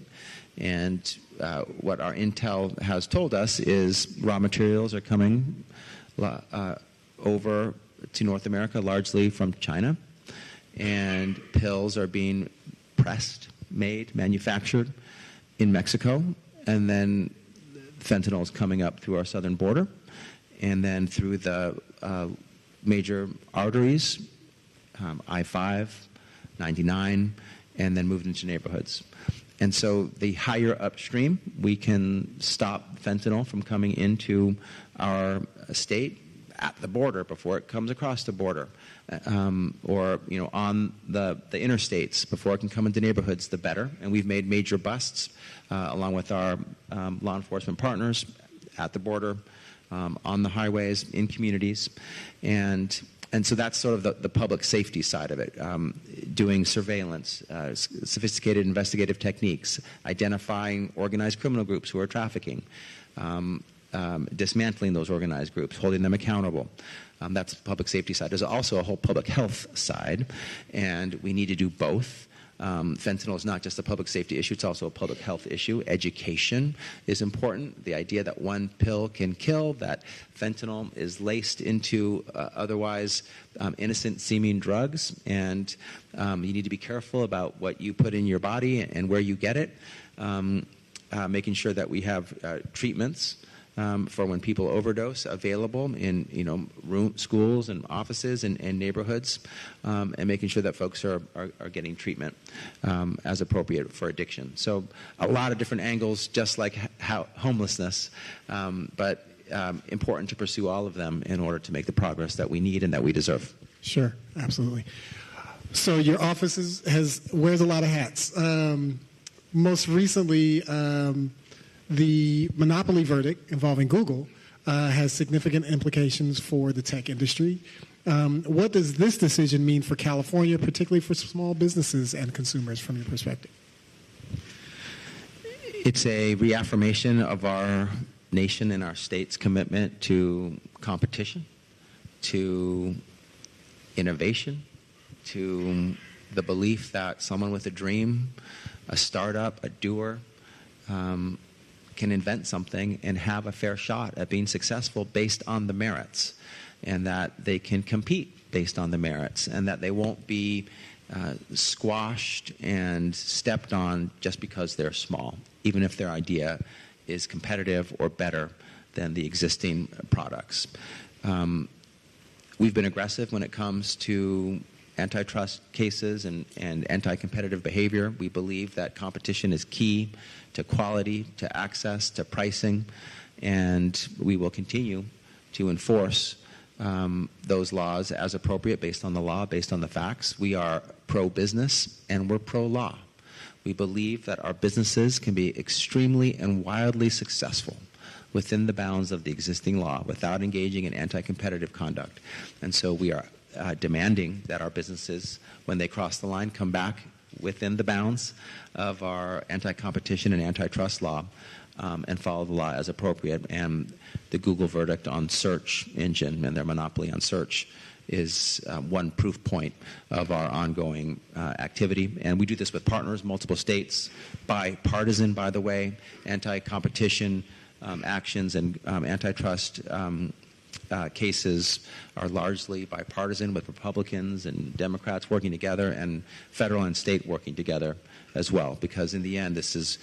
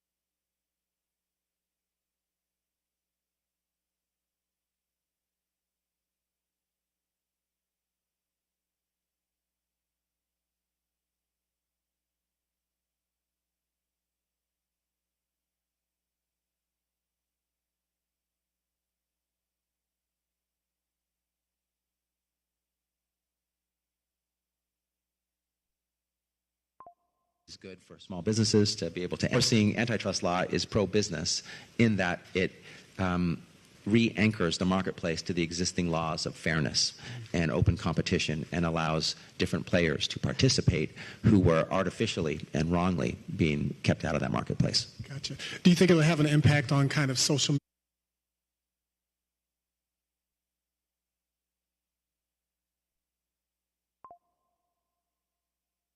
that? Because there was just one essentially search engine that monopolized, there's only one thing that we know. So there could be new innovations. There could be new approaches and new elements to what search can be like.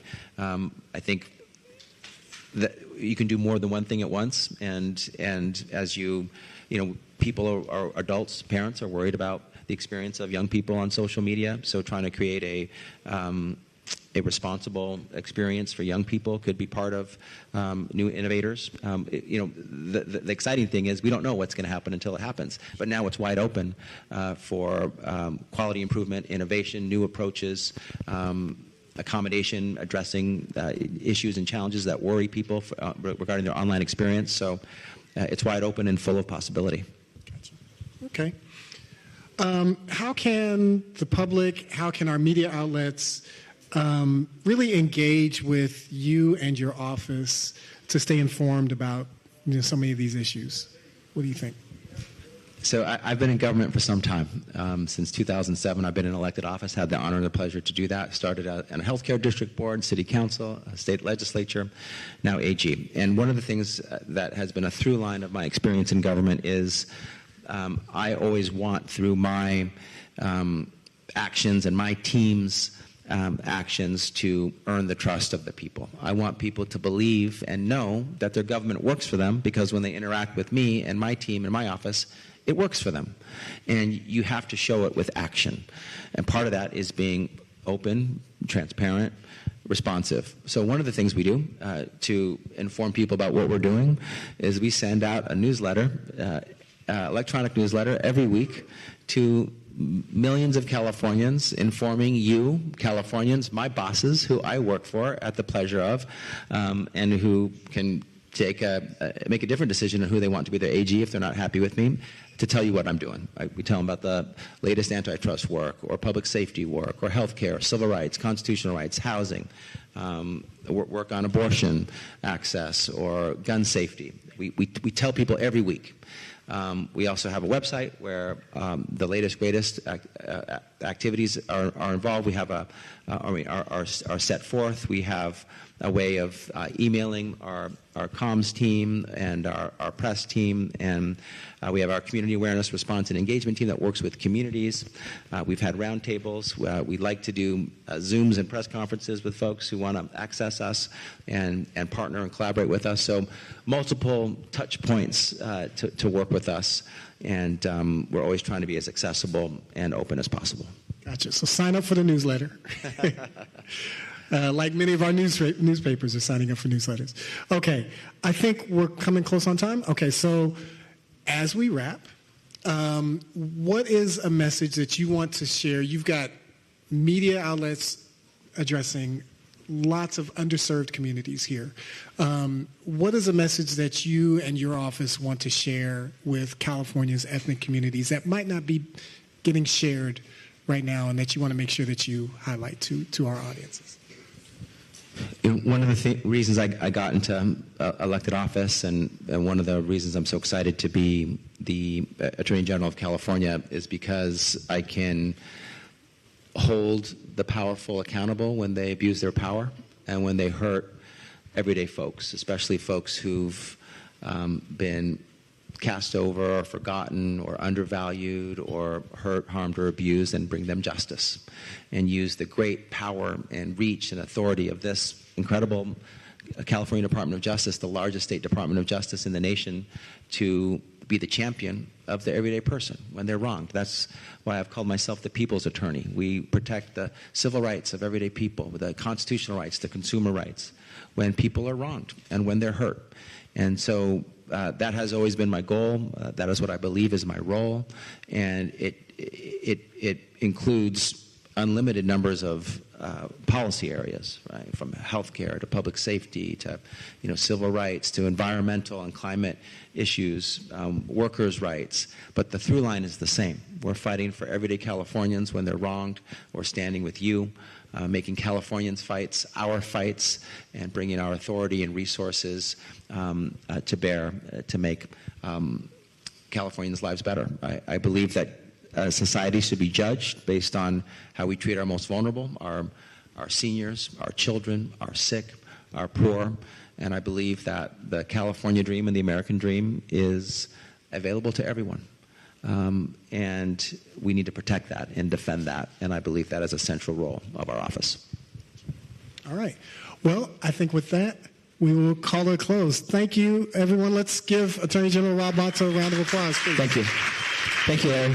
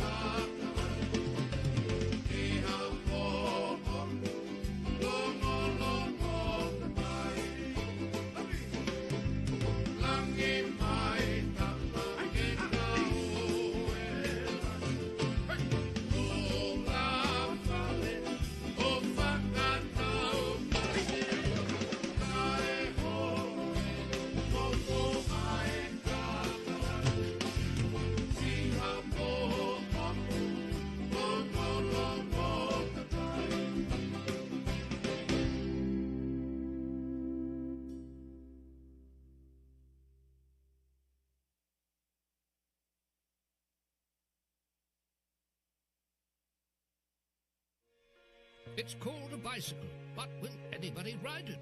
The automobile is here, but horses are here to stay. Elevator? What's wrong with using the stair? A telephone?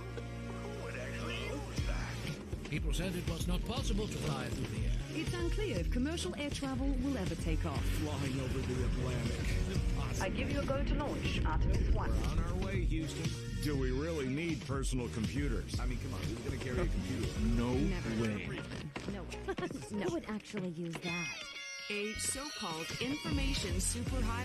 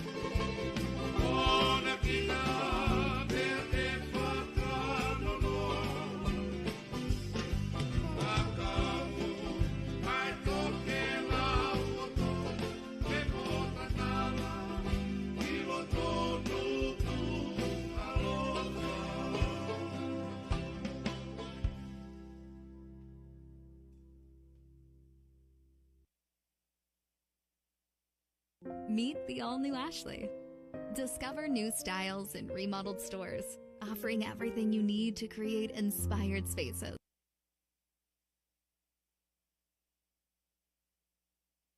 From our store to your door, the new Ashley. It's the love of home.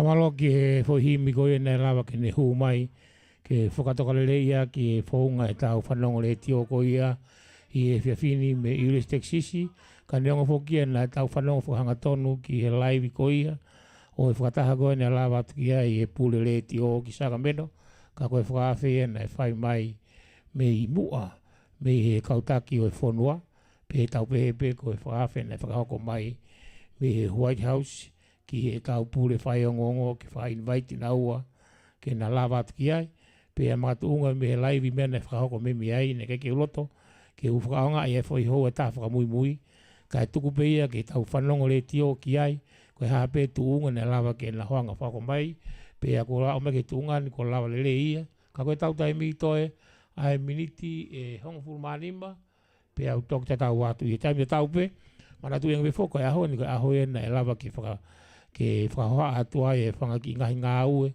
ka umaha e whangaki ngā ue ko toa pe, whangaki mo uianga, o e whanua, o e whamili, whakakurupu, ka henga toa pe, ko whangaki whangau e anga, ke lava ke langaki hange e nau mo ui, whakatau taha. Ko ilo koe mea ko ni o ku inasta tau pe Amerikani, ko Tonga, New Zealand, Australia, pe menga fitu upe o ku mo iai, o koe mo ngahi whenga makeke, ke lava ke tokoni, ki o mo ngahi langa whamili au whai. Ko i o te whamanata tai pe ka tiki mo tolu he whiawhini, o i ngā ke mo manatu iange ai kulupu ko i a kapta whoki me i electricisi o whaifatongi atu mi ai, ai si kau i tō, ai a koe nau ngāwe o whai ko e lava ke tuitui e umono, o tuku atu i ka tiki mo tolu i a price maa au pito, kai ke ngā tai hene whakaawha ofa pe a toi lalahi, ne ongo o kukai ngai whitu ko toa pe, o kunau ke i lava pe hono tuitui ngahi lose, ka koe lose ni ko teksisi, o ku AAV ai o pe mo ki nau tolu ko toa pe, ko lava ke nau ota mai e nau umono lose ki he pe ki Texas, pe hange foke lau, o koe foke ha mau lau o kule au pe, don't mess with Texas. Ko iai ko mautol whaitu ko toa pe, o ku mautua te umono lose ko Texas, o ku mautua tu ia, i he price whaka atu i mooni. Ka ki ngata e on whamato ato i hono ngāi, to e lalahi, pe to e to tongi le lei, ku ngā ke le lei ka te ki mautolu, to e le lei pe mo i ka mautolu. Ko iai koe whakatau atu e mono ko iai koe lose pe, o ku lahi hono tau whia e tai minuti e ke mawala atu, ke ngahi mono makehe koe hange koe mono koe ai u whakahawai pe whoki ki he kau ngahi mono sila, pe kau e whoki ngahi mono ke whakaongai, ki he ngahi mea whakaeiki, pe koa whainga mea pe ke rapa tuku kea mo ngahi imisi, pe ko mo ngahi tā, ke hoko e koha mea ke manatua e ki motolu, i o mo ngahi whamili, mo ngahi kolo. Ai koe whakangai mono ko ia ia upanga ni mangeau ni manoa, e lava ke whakaongai ia ki he ngahi mala e. Tuku ngahi mala e ko si whai ate ahi, no si whakawakai atu, po mo ngahi imisi pe tuku mai ai, pe kamata atu pe tangi me he mamao. O maulava o ate whainga mono koe ka teki mautolu, i he wawe taha ka pao te mo whetu utaka, pao te mo whe maa uia, i he telefoni ko e wha ano hiwa, ua tolu nima ni mawalu tolu, pe ko e wha ano hiwa, wha, noa hiwa. Ko ngahi mono i o whaafakaonga e ngahi mea whakaeiki, mo ngahi apisia, i a whahinga wheitu upe, mo whetu utaki mai ka ti mautolu, ka pao ko lelei taha, ka pao te mautuku mai ha aho tolu, pe wha, pe ka nima, ko whakaafo o wha alai taha ia. Ka manatu ia ko e mau mono sila, panga pe wangeau ni manoa. Pero ngahi mono koe a kukwasai koe a ngahi whakahaua i me ngahi mea kutoa pe o ku whakaonga ki ai tolai e te au whanoa, pe a koe lose o tukat ke ki mautolu, ka pao te whatau tau taha i au paanga te au anoa, pe a ka pao leo e te whatau o hongo fulu, e te au pe ki he taha, a he koe tolai taha afe ki e mono lose e hongo fulu. Whatonga iange te maulawa tokoni atu, hawhitu upe e ku ke iai, ke whakaa awatia ki a ki mautolu, ka pao kai ngā whainga tāma ka mua ke ai, te mautaa mai lewa ke tau whai lewa hanga au ki ai, ke whakaa awatu o mou whia mau. Kai ke anga e tau tūko he whiawhini, whamanata e pe whaka ki mautolu, ai whataha koe e ka inga whoa ulu e whoa, o amana ke whakahoko i ai he ui ke kaha u, i aho whalaite, taimi ono, ma ono pe koe whitu, pe koe walu, taimi whakawhoa, te tau iai tau tolu ia, i e whalaite i apini pe. Toki mahino lewa me iai, ha wheitu, te tau toku whakahoko ai e tau ki hula. Pe ko whepea wheitu, te tau whakahoko ai, e toki whakawhei lewa tau kai ngā whakakatoa, ke nau mea mai ki ai, ke tau whakataha ai, i e tau whakataha ko ia.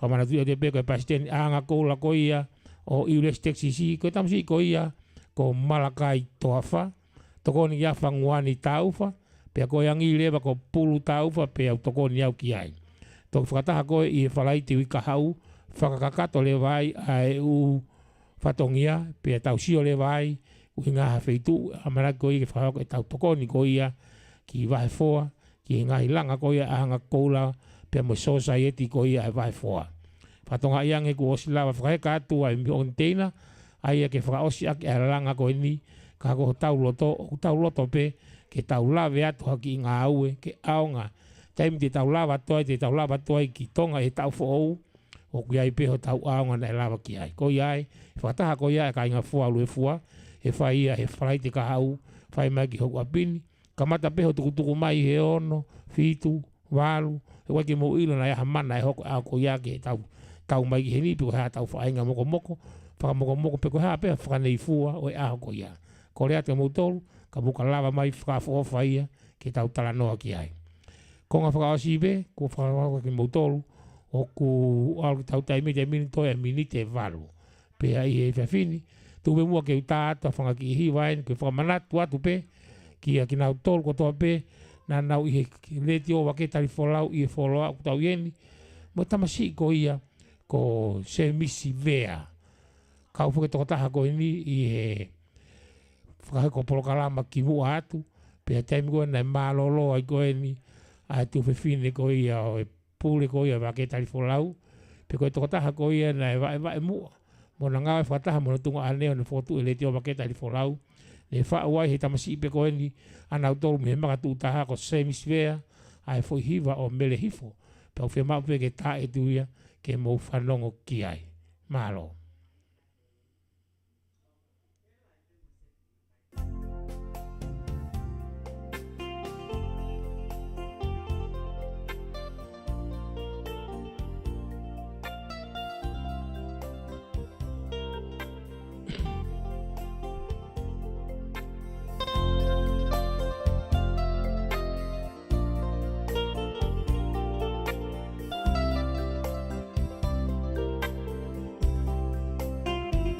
kama si pe me makatuta ha o hana fa o ko ni